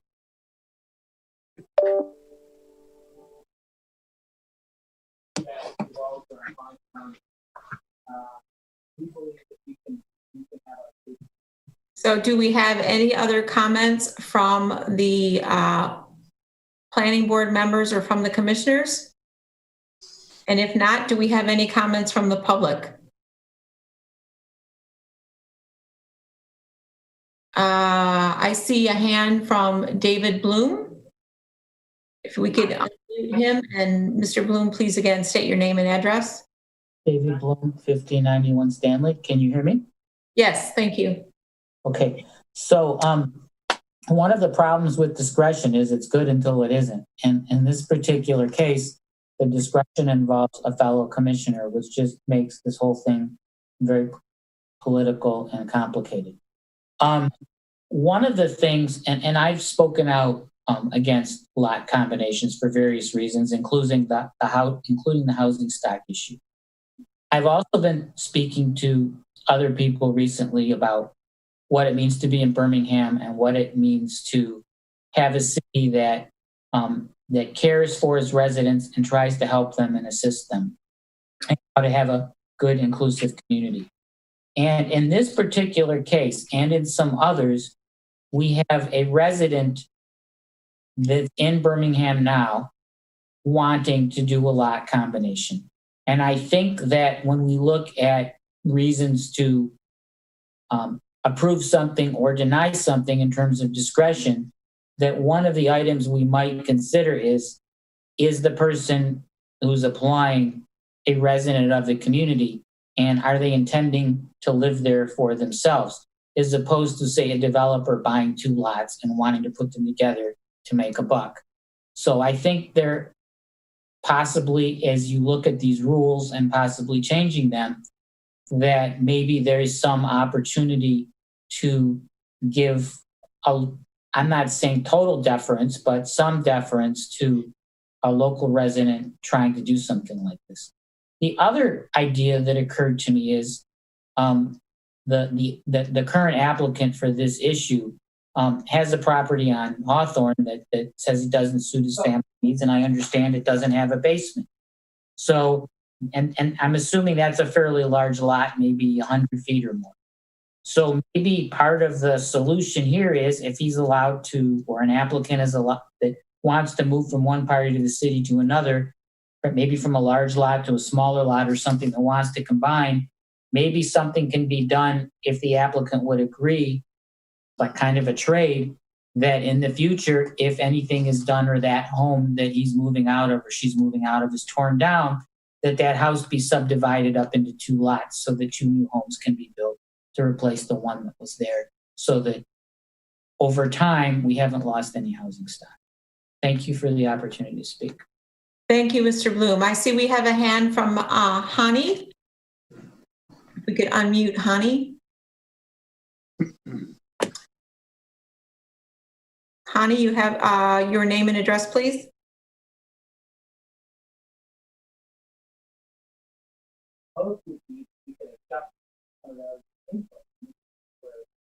I'm sorry, we can't hear you very well.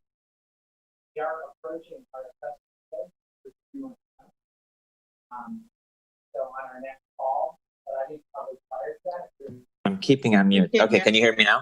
Yes. Yes. Okay. Oh my God, I don't even know where to start with this. How about with your name and address, please?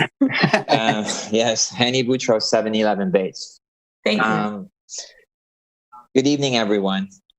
Before we talk about the lot combination, this is probably a perfect opportunity to echo on Commissioner Host and Commissioner Sherman about allowing the public to speak in the front, not at the end.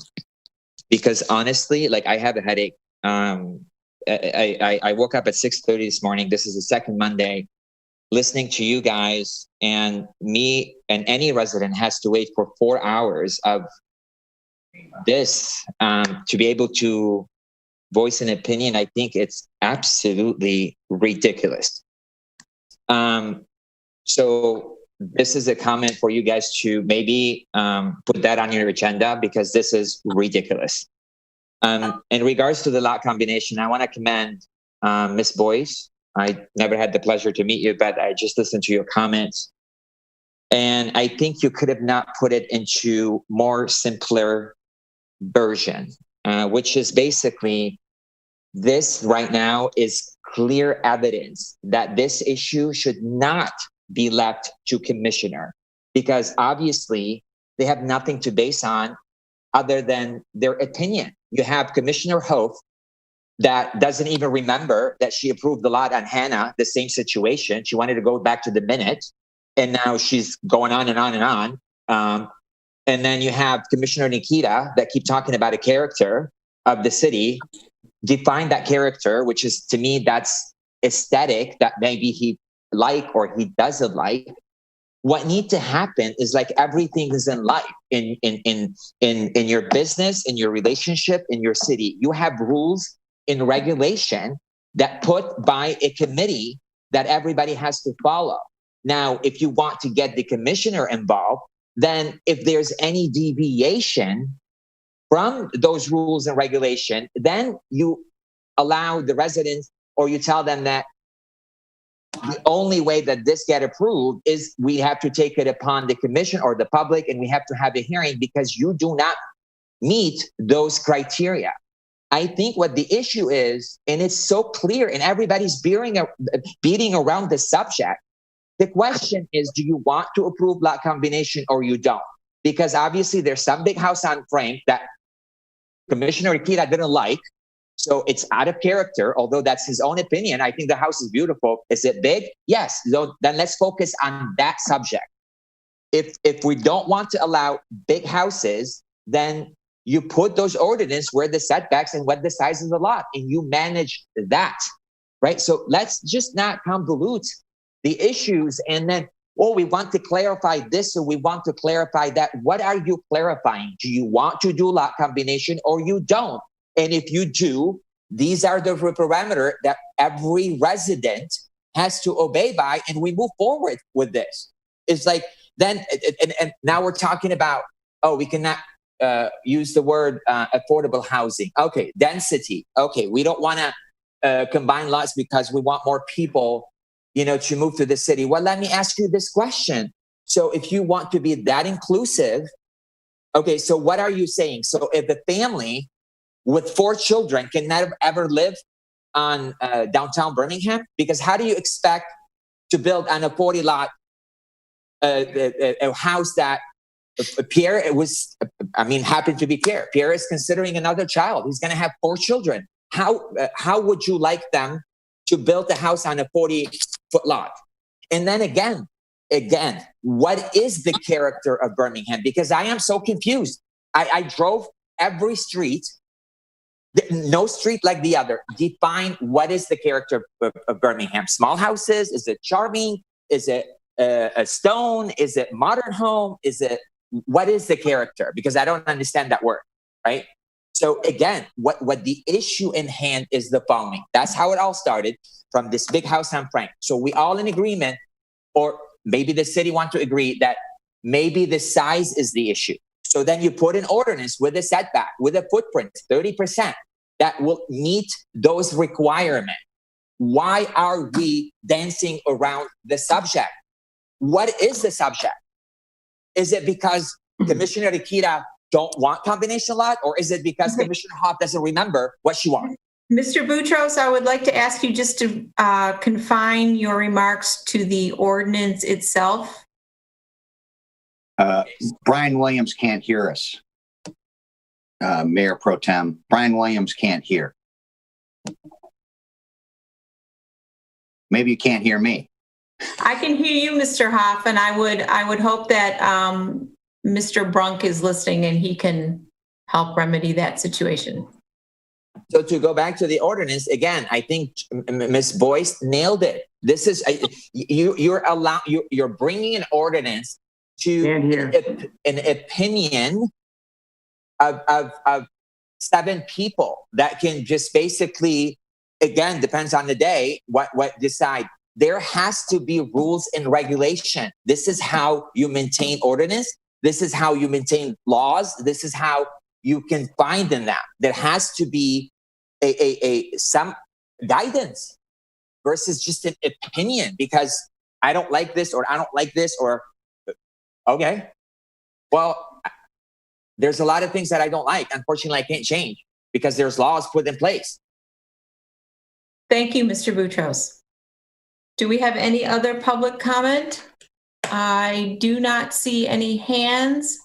So does the commission feel that this conversation is concluded and that they have enough information to move to the next agenda item?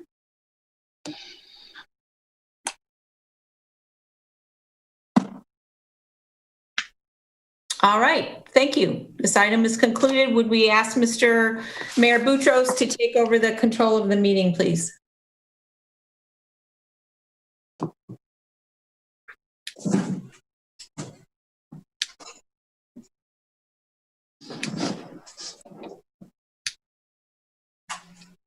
Okay, now we're here. I took a break. How's everybody? And we're back on item C, our last item for discussion tonight, and that's for economic stimulus program. And I'll let Joe give a little description of what we're trying to accomplish. Thank you, Mr. Mayor. Before we get into the actual formal presentation, I just wanted to kind of give an overview in terms of this topic. We, as you know, had presented a host of economic assistance initiatives for the Commission's consideration earlier in the month. This issue came up just looking ahead at this coming year and potentially the next year, and what we're looking at in terms of some economic challenges that we may be facing as a community. And one area that we have not approached in the past has been this opportunity for economic development tools such as types of incentives to help the community in ways that we may not have that assistance otherwise. So staff had put together some concepts to be considered for some potential economic stimulus programs to consider in the coming year. If we find ourselves in a situation where we're struggling through a recession or worse, are there tools that we should be looking at to try to help some investment in our community during those challenging times? So the concept before you this evening is kind of attempted to accomplish that, and is kind of a starting point for discussions this evening. So with that, I'll turn it over to Ms. Ecker. Okay, as the city manager mentioned, we're going through some challenging times with the COVID-19 pandemic, of course, and we're expecting that we'll see some financial struggles moving into the next year. The discussion here is the City Commission interested in offering some economic development incentives to move development forward if we have the right kind of development that you may be interested in? So what's proposed in your packet is that something you're willing to consider? The only one I can think of that we do right now is the Brownfield Redevelopment Authority, where we do allow a tax abatement, so to speak, where people, their increase in taxable value or their increase in taxes paid gets reimbursed to them to clean up the site. So that's sort of an incentive program. As an example of one that we do now. Essentially, is there a type of development, if we're having trouble attracting development or spurring on things in the Triangle District, for instance, or, a particular parcels in the downtown or other mixed-use areas, what type of development would we like? We talked as a internally that maybe we want to say, okay, well, the only type we might want to encourage would be, say, mixed use development, because all of our master plans call for that for all the different areas. If they're a certain size so that we know they're going to have an impact, are they going to bring in benefits? Are they going to support the businesses around them? Are they going to attract other businesses that may want to co-locate near them? Are they going to be a destination use, something that would really be a draw for downtown, say, or the Triangle District? And then have them provide an economic development analysis and an impact analysis that shows that they are going to bring in significant revenue to the city, not only revenue per se, but also strengthening the area that they're in and drawing new businesses to that area. And if so, if that is something you want to do, you could set up the framework for that. And then some things you might be willing to offer could be, for instance, if the project is located in a parking assessment district, are there a limited number of parking permits that we're willing to offer to incentivize people to come in? That's one of the biggest things we hear. Well, we want to be there, but we're concerned about parking. Is it providing a liquor license or the opportunity to apply for a special land use permit and receive a liquor license, such as the economic development licenses that we already do? And then another big one that we're looking into is there an interest in setting up a commercial rehabilitation district and then allowing people to apply for a tax abatement for a new investment that's made on a particular parcel that's within that district for up to 10 years. So those are some ideas of some of the types of incentives that we could consider. And I guess the question for the commission now is should the city like to consider establishing an economic stimulus program to help stimulate investment into the city in the coming, in the next year in particular, but maybe even further out?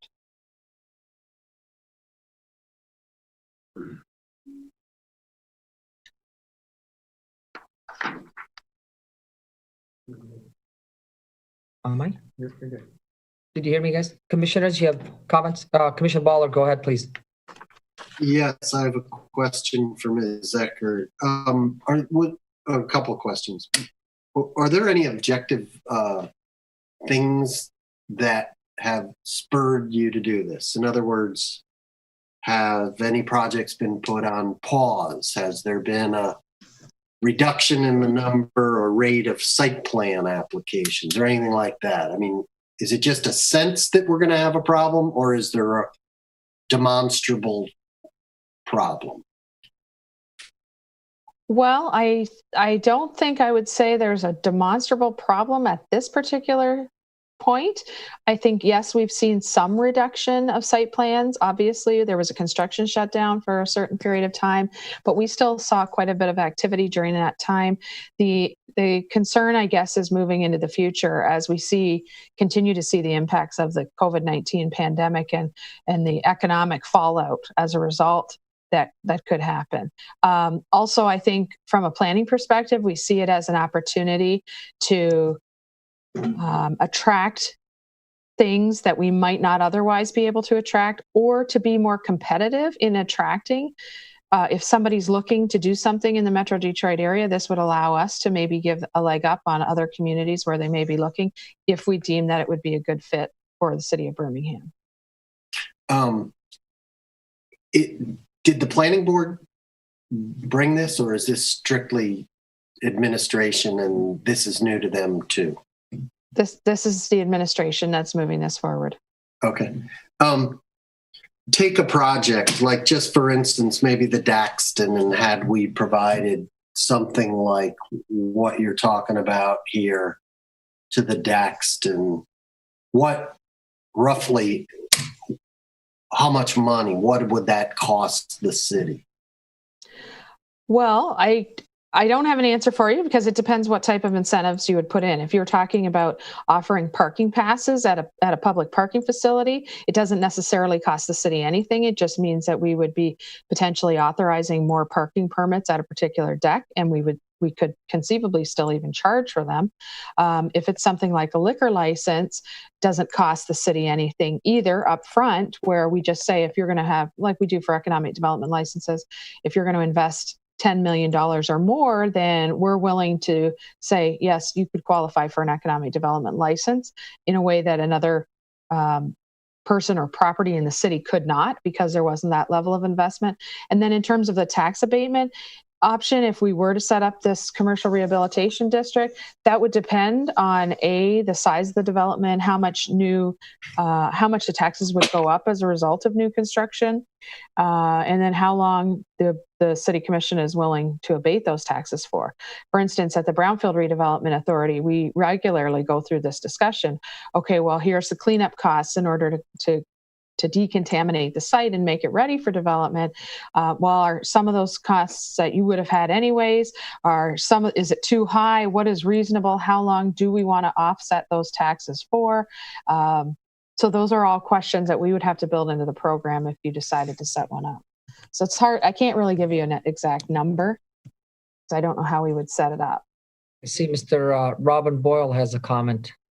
Yeah, I applaud the initiative. I think perhaps we could have come at this in a slightly different way, and let me see if I can push it that way. I think we're about to go into a very serious situation. We know that this country is in a recession. The depths of it we haven't quite yet understood. The implications for many sectors of business, not least the position of government, is one that potentially could be very serious. Taking that as context, which we all understand, I think it makes sense for the city to position itself in such a way that it can respond, whether that's in the short term, which you've already done in some respects. Just walk along the sidewalks tonight and you could see the extra seats that have gone out. That's short-term response.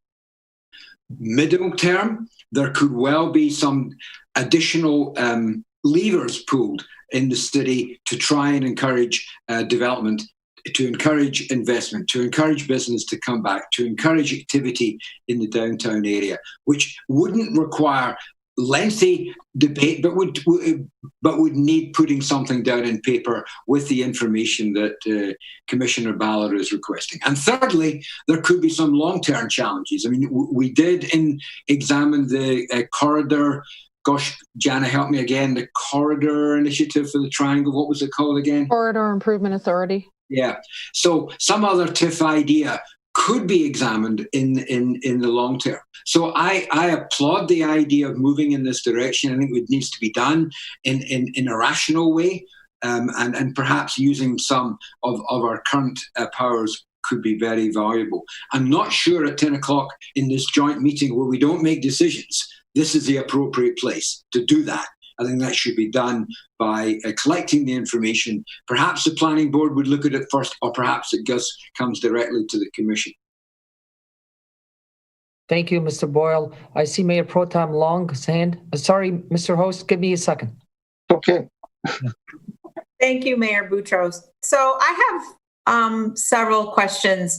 Looking at the summary memo that we have about this that proposes several potential stimulus ideas, and then looking at the Commercial Rehabilitation Act language, is the Commercial Rehabilitation Act one of the mechanisms that we are anticipating using? I think I might want to direct that to Mary Kacharik. I believe she's on the line. If someone could unmute her. She has experience with this in other communities, so it is an option that we have discussed. Good evening, everyone. I'm glad I got here in time. I was in one of my other council meetings this evening. Yes, the Commercial Rehabilitation Act offers an opportunity to give incentives to different businesses to come to your city and offer them the tax abatement assessment to get there. There's a couple of different mechanisms, a couple of different acts that can be used. There are those times when it's appropriate to look to one of the acts which looks at a building which is no longer useful in the current state that it's in. And a company might want to come in and maintain the four walls, the exterior, if you will, and make improvements inside to rehabilitate it.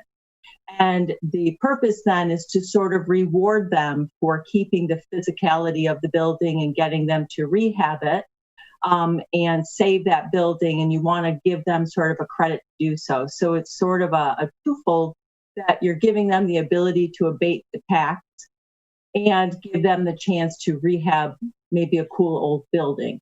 The second one, it pays more attention to a building that's no longer useful and demolish. It starts off with vacant property to begin with. And again, what you're looking at is giving them the reward to coming to your community and giving them the incentive to save money in taxes. And to be clear, what the abatement is, it's not that they don't pay taxes, but what they pay the tax is where the current state when they purchase it. So if it's a building that's obsolete and they're going to rehab it, they pay the taxes for that building, not the improvements.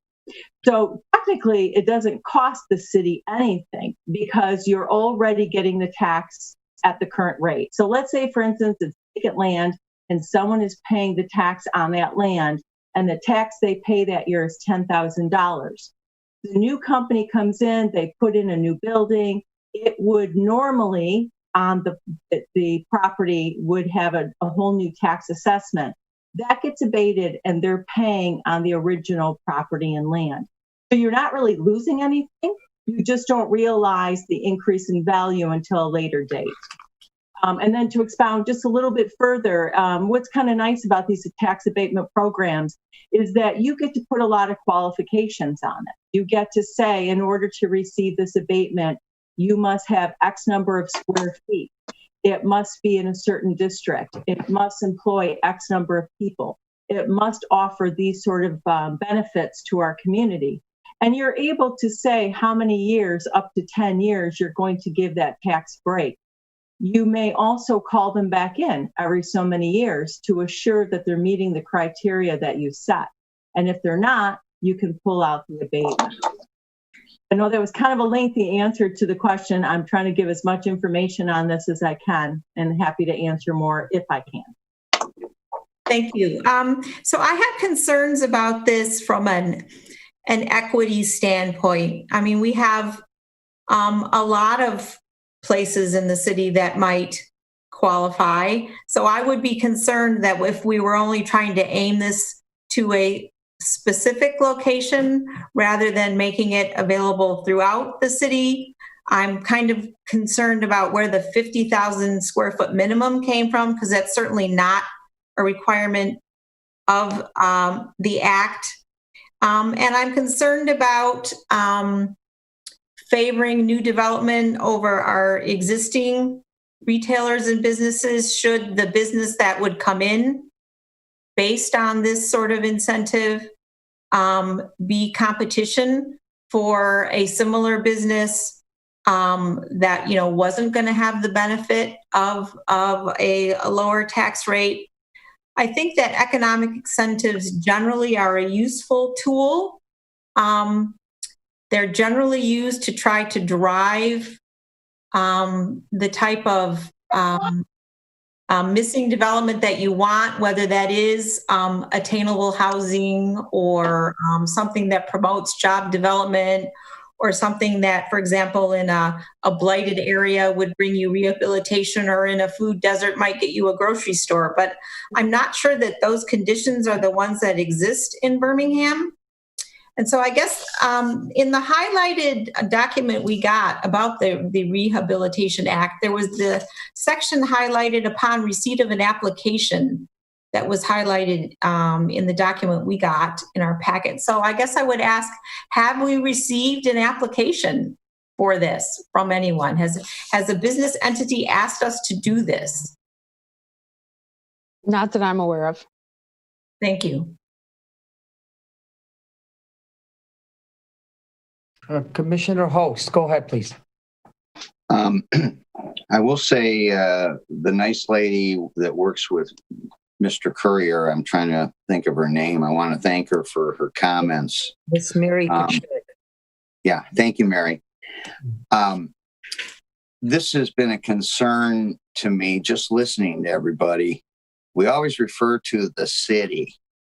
The city can do this. The city can do that.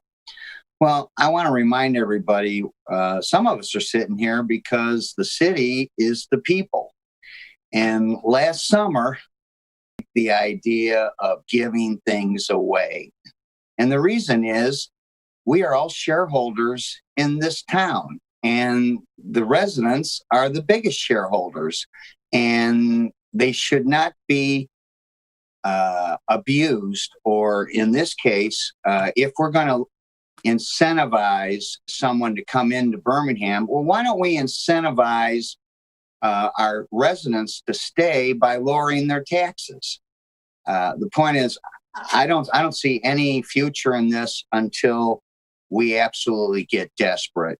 And I don't want to have to explain to the public that it's not going to cost them their money.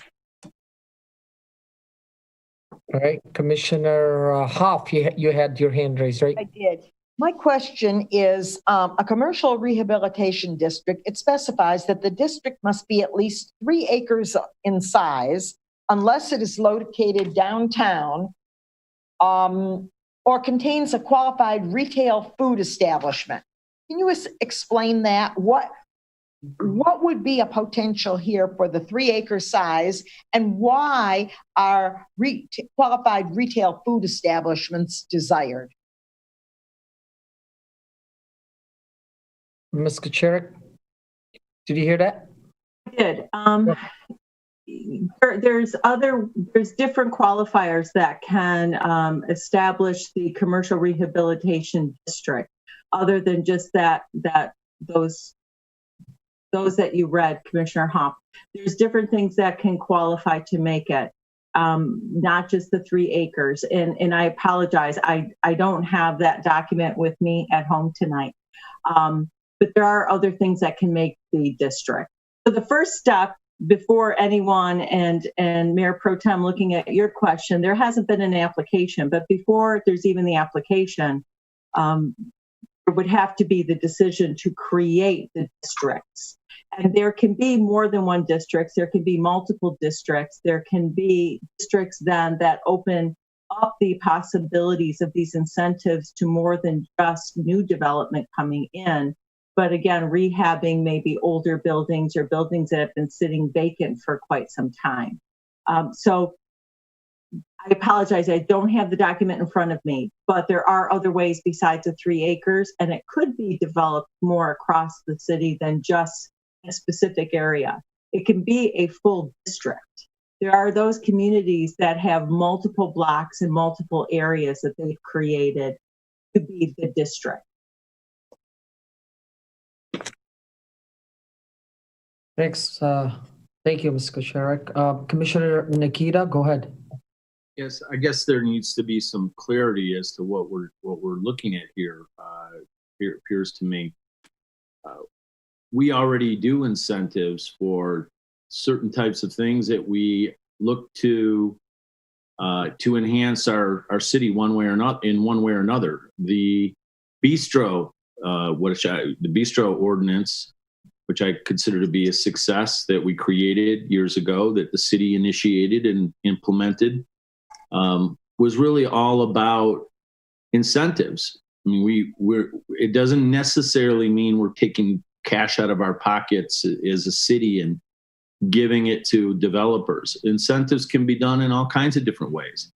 And it really is geared toward finding ways to implement our plans, implement the things that we've decided on collectively through our planning process to see completed. Bistros are a perfect example.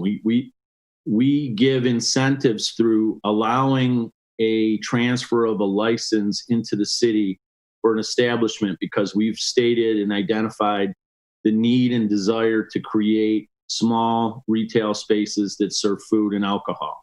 And that's an incentive program.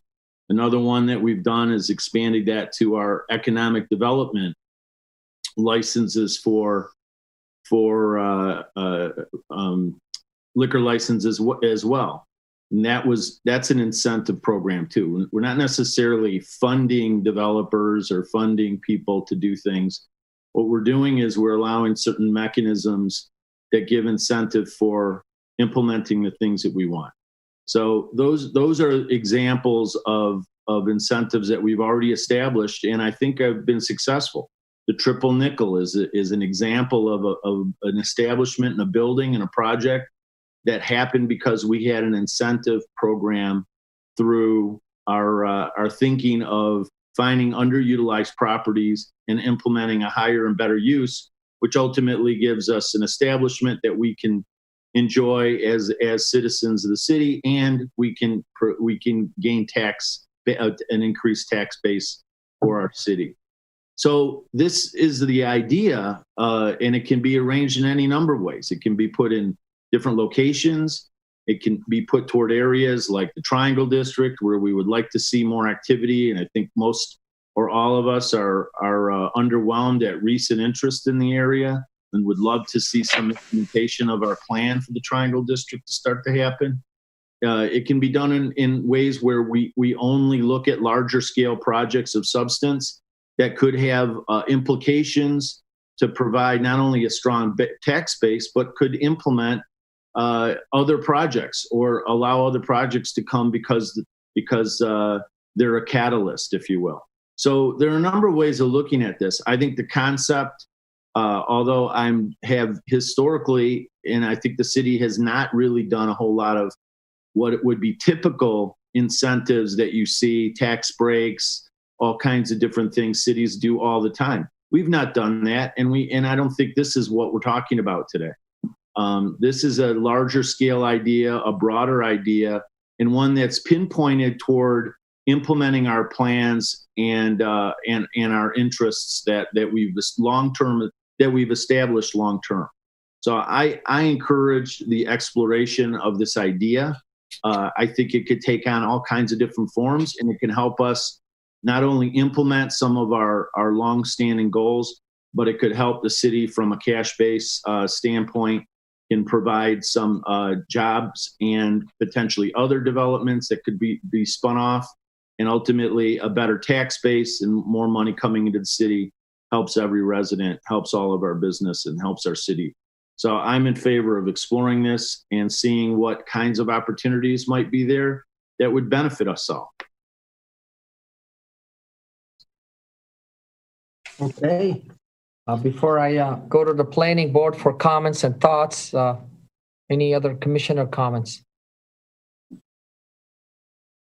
Commissioner Host, go ahead. Yeah, I just have a question, and maybe this is for the planning board. Help me. What do you call what we've done on Lincoln and Cole? East of Eaton. What have we done to, in a sense, incentivize that area? And does this, what's in front of us, fit in any way? Commissioner Host, are you referring to the new restaurant that trying to invest? No, I'm referring to that area being designated an improvement area. I'm just asking exactly what have we done? Yeah, not specific establishment that going up. Sorry? Okay. Yeah. Not a specific establishment that going up on that. No. Okay. I'm not sure if that Mr. Klein can, if that's a question for him. Yeah, I think it is. Chairman Klein. Where did we end up there? In the rail district, Commissioner Host? Yes. I mean, certainly we have, as a community, a redevelopment plan, a sub-area master plan, if you will, that outline goals and objectives. It has led to some measure of development, particularly in the north area, through the expansion of uses, the focus on mixed uses, if you will. I don't suppose I have any information to know what the city itself has actually invested outside of the development of the plan and the support of that plan. I think you could look at areas like the Triangle District where we have a similar plan where we have not seen the same level of success, for one reason or another. Some might question whether that has to do with parking or not, but and the lack thereof, the triangle versus the rail district. But if I have any comment, because this is really a policy question, if I have any real comment, it's simply a request that the commissioners focus your conversation, because I'm hearing a lot of conversation about how we could implement something, what we could do, but no real conversation about why. I'm a big believer in understanding why you're doing something before you rush to figure out how to implement it. And the fundamental question is whether the community wants and the commission is comfortable with the use of incentives in general, in my mind, to facilitate any sort of development, whether regardless of where it would be or what that type of development is. Clearly, we have a master plan being brewed right now that is going to discuss, and we've talked about it earlier tonight, the entire idea of should there be, how do we protect the housing stock? How do we ensure that we have a diversity of price points? All of those questions. And without devolving into that conversation again, certainly, the city could be well within its bounds to use incentives, whatever they may be, if it so chooses to decide that it wants to stimulate a certain type of housing, a certain type of redevelopment in a certain area of town. But that's fundamentally the question that you guys need to answer.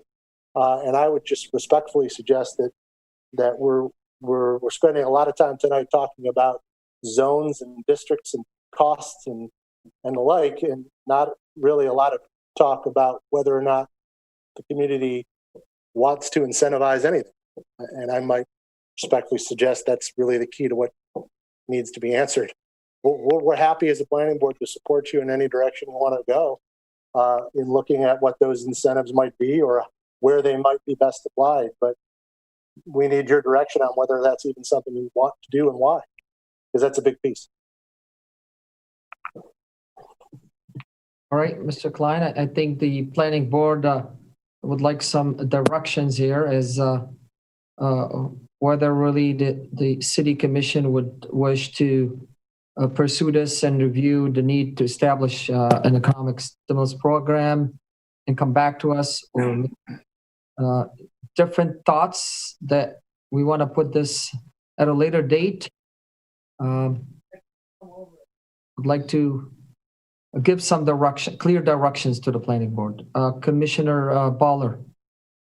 Yeah, I don't know if, I'm a little confused about how these workshops work. We're not supposed to take action, but the administration wants direction, and I don't know whether they listen to what the commissioner host or commissioner, any commissioner says, and they tick off what they interpret what each commissioner is saying to be either a thumbs up or a thumbs down. It seems to me we ought to have a more structured conversation where we actually vote and say, let's do this. So there's no question whatsoever about what the direction is or the consensus is or what.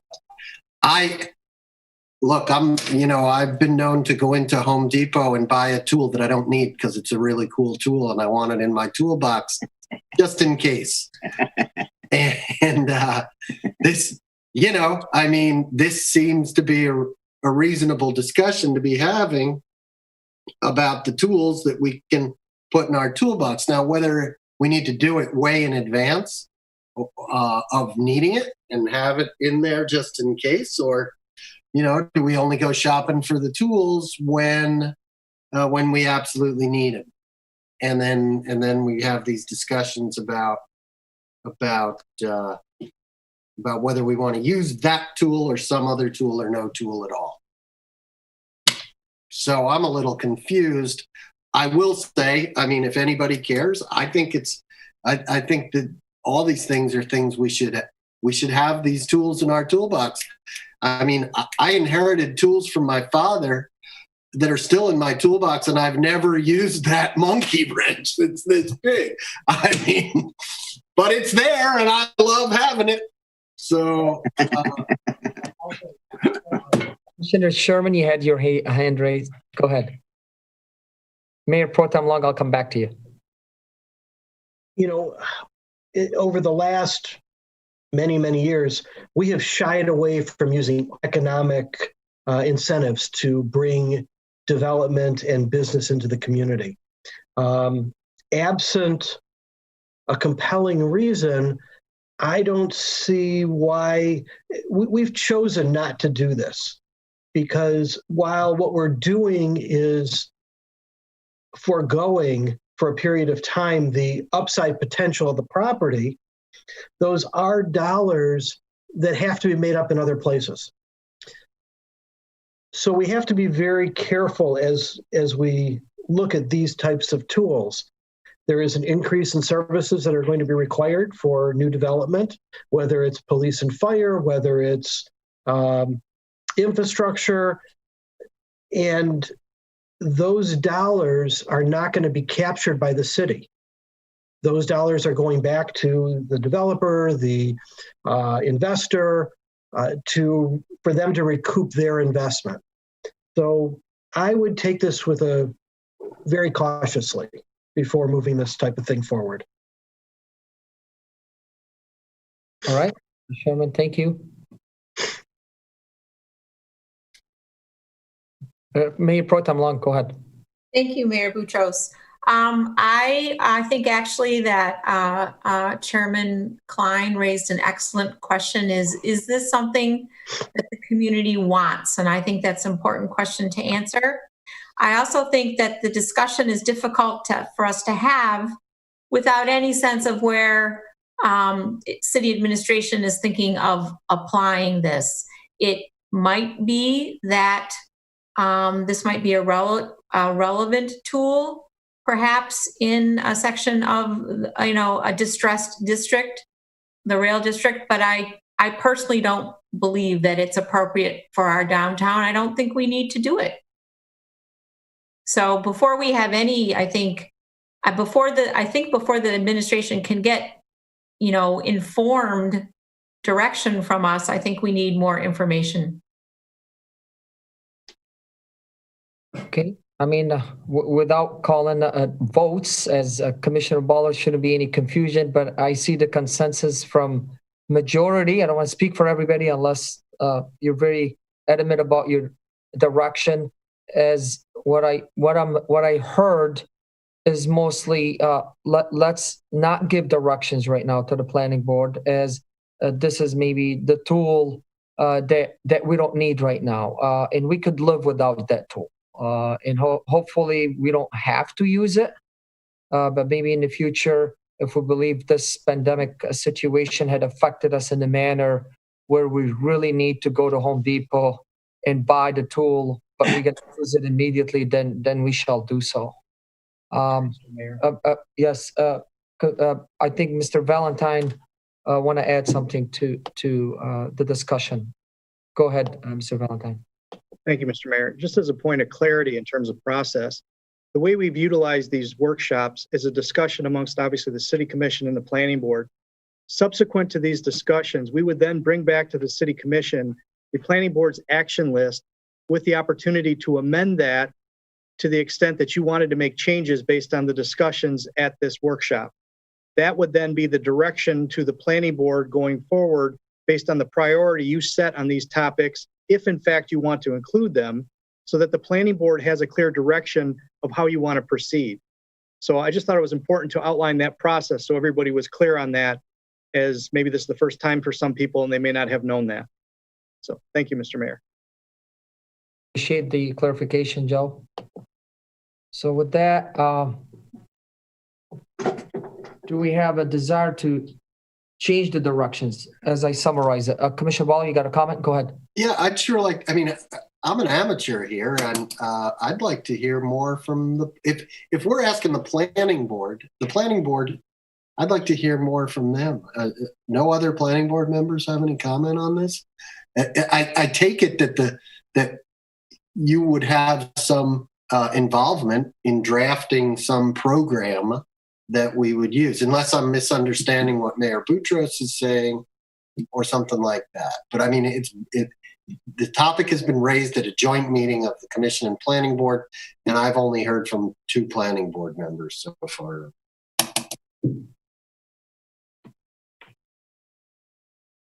Anybody from the Planning Board would like to weigh in as per Commissioner Baller's request? I guess that they're all tired tonight. I see a hand. I'm tired too, but yeah, Mr. Jafaris, go ahead, please.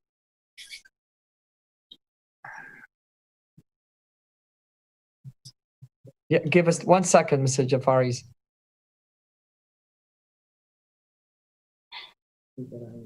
Unmute yourself. Try to do that, please.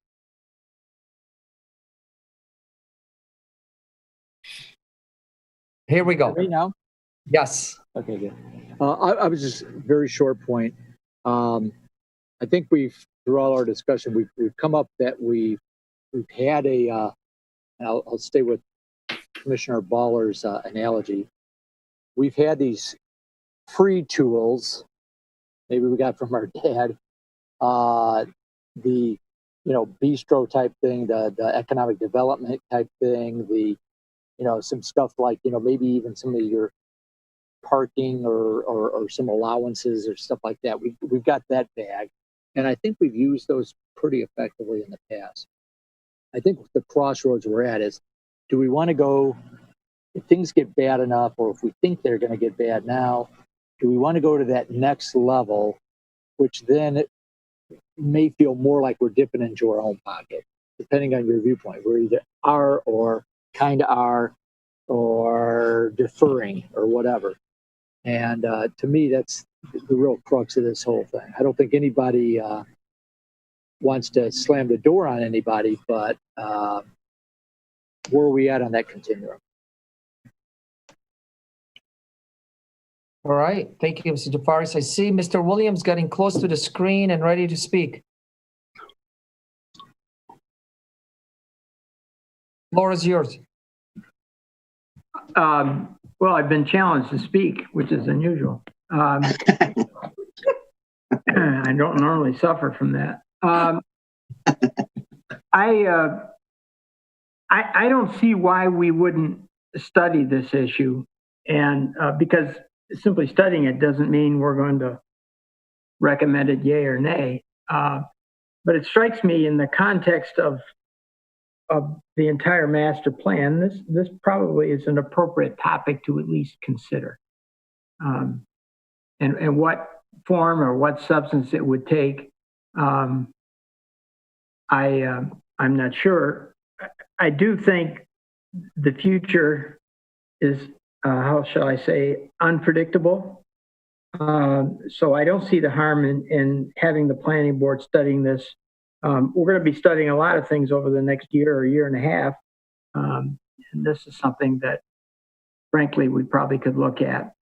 Simply studying doesn't mean we're going to make a recommendation one way or the other. But I think we would need a lot more data. And I think also we would need some concrete suggestions from the city commission and the administration as to potential areas where we would look at it. I mean, I think simply because the city's never used it before doesn't mean we shouldn't consider studying it now. You could have made the same argument about bistros whenever it was 12 years ago. And there were city commissioners who objected to the concept of bistros. And I think it's been pretty successful. So I think that was Mr. Nikita's point and one of his points. And I concur with it. So I don't see any problem with looking at it. And I think Mr. Boyle's comments about the future and what the future holds, no one knows. None of us know. So over the next year and a half, things are going to be a lot clearer. And maybe by then we can be in a position to make a recommendation, yay or nay. That's it. Thank you, Mr. Williams. Commissioner Hoff, go ahead. My comment was very similar to Mr. Williams. We're not being asked to implement this. We're just being asked if we want more information. And I think Ms. Kucharek said that she has additional information, not with her tonight, but I would be interested in hearing more about it. So I'm in favor of asking the planning board to to look at it a little further. Thank you, Commissioner Hobb. I want to ask before I ask the public if they have any comments. I don't want to any of the planning board or the commissioners. We're good. Commissioner Host, go ahead. Yeah.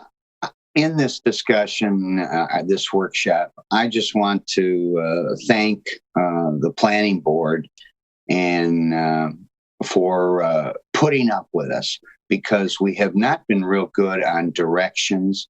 And the more talk we can do, the more progress we can make. And that's why we like to hear from all of you. Thank you very much.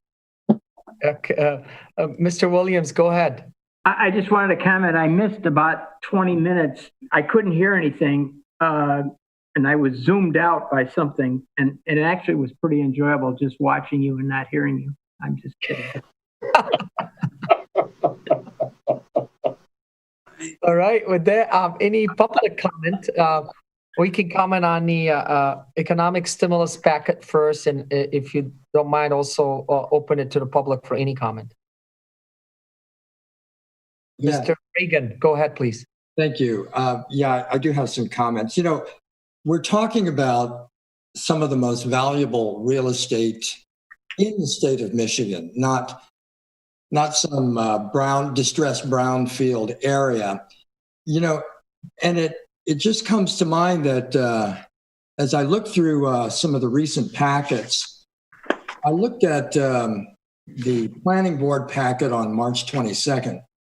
On page 676, there was a letter to David Stanchek from Real Estate Rehabbing RH. Yeah, RH. And it was, in effect, an overture to extend tax relief, liquor licenses, allocation of parking, the list goes on. In other words, it got really expensive for the homeowners very quickly, at least suggestions or overtures to provide all kinds of, as I guess we're using the word incentives this evening. Whenever I hear the word incentives, I always think, how much is it going to cost the homeowner to subsidize this? Because that is indeed what we're talking about here. We're talking about homeowner subsidies.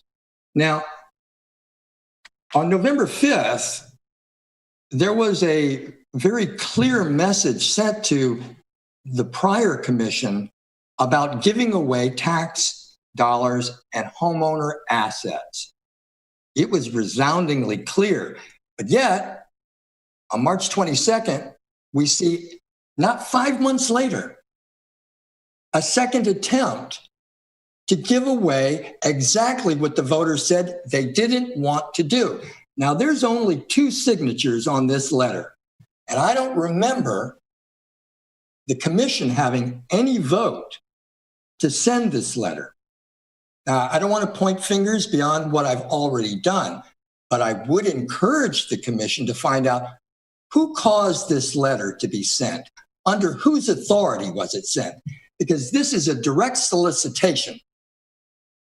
This isn't, let's be serious. We're not having a conversation about generalities in the abstract. There are actual offers that have been made. Now, when you look at the amount of money we're talking about, and not even 2 weeks ago, Commissioner Host was in a discussion at the commission level asking for any amount of money for a senior center, some amount of money. In fact, the discussion went to $1, and yet the representative of the city at that moment was the city manager speaking, couldn't find his way to find $1. Now, there was $1.1 million spent for services that were never realized last year. The Now project cost this community $1.1 million. And here, with this letter, we're seeing an invitation to spend even more. I don't think the public's going to like that. So I'm with you. I like looking into things and looking at tools or incentives that we might buy, but let's try to do it this way. Let's make sure it doesn't cost the homeowners anything, because although Mr. Williams says he can't predict the future, I can. I know in the future, taxes are not going down. I can say that with great assurance. What I would ask you, the commission, and perhaps even the planning board, whatever you do, don't bulk up on homeowner subsidies for commercial. Please stop, dial it back. Thank you, Mr. Reagan, for your comment. Any other public comment? Do you see a hand? Mr. Bloom, go ahead. I thank you. Can you hear me? Yes, we can. The floor is yours. Thank you. It's a nice floor. And a nice blue suit you're wearing, Mr. Mayor. There were some, I thought, pretty thoughtful comments, and I learned some things tonight on this discussion. The woman that spoke in general about, and I don't recall her name. She had glasses. She spoke about economic incentives, development incentives, and what they're for and how they can be used in rehabbing buildings. And I thought that was interesting. And I thought Mr. Nikita said some interesting things, and there were some other general good comments. However, I also heard some alarming things, and I want to echo a little bit about what Mr. Reagan just said. We had a situation last summer that caused a huge loss of trust in this city administration. We had lying, we had misleading the public, we had breaking laws by city officials, including elected officials and city staff, to promote a project, and it cost residents, and it cost the people supporting this. It cost them a ton of money. It cost a lot of people money. It turned this town upside down for I don't know what, and it was giving $60 million of our money in guarantee for a parking deck for a development. So if we're talking about doing that, and then Ms. Eckers says, oh, we can just give away some parking spaces to a developer. I thought we didn't have any parking. Where is this parking going to come from?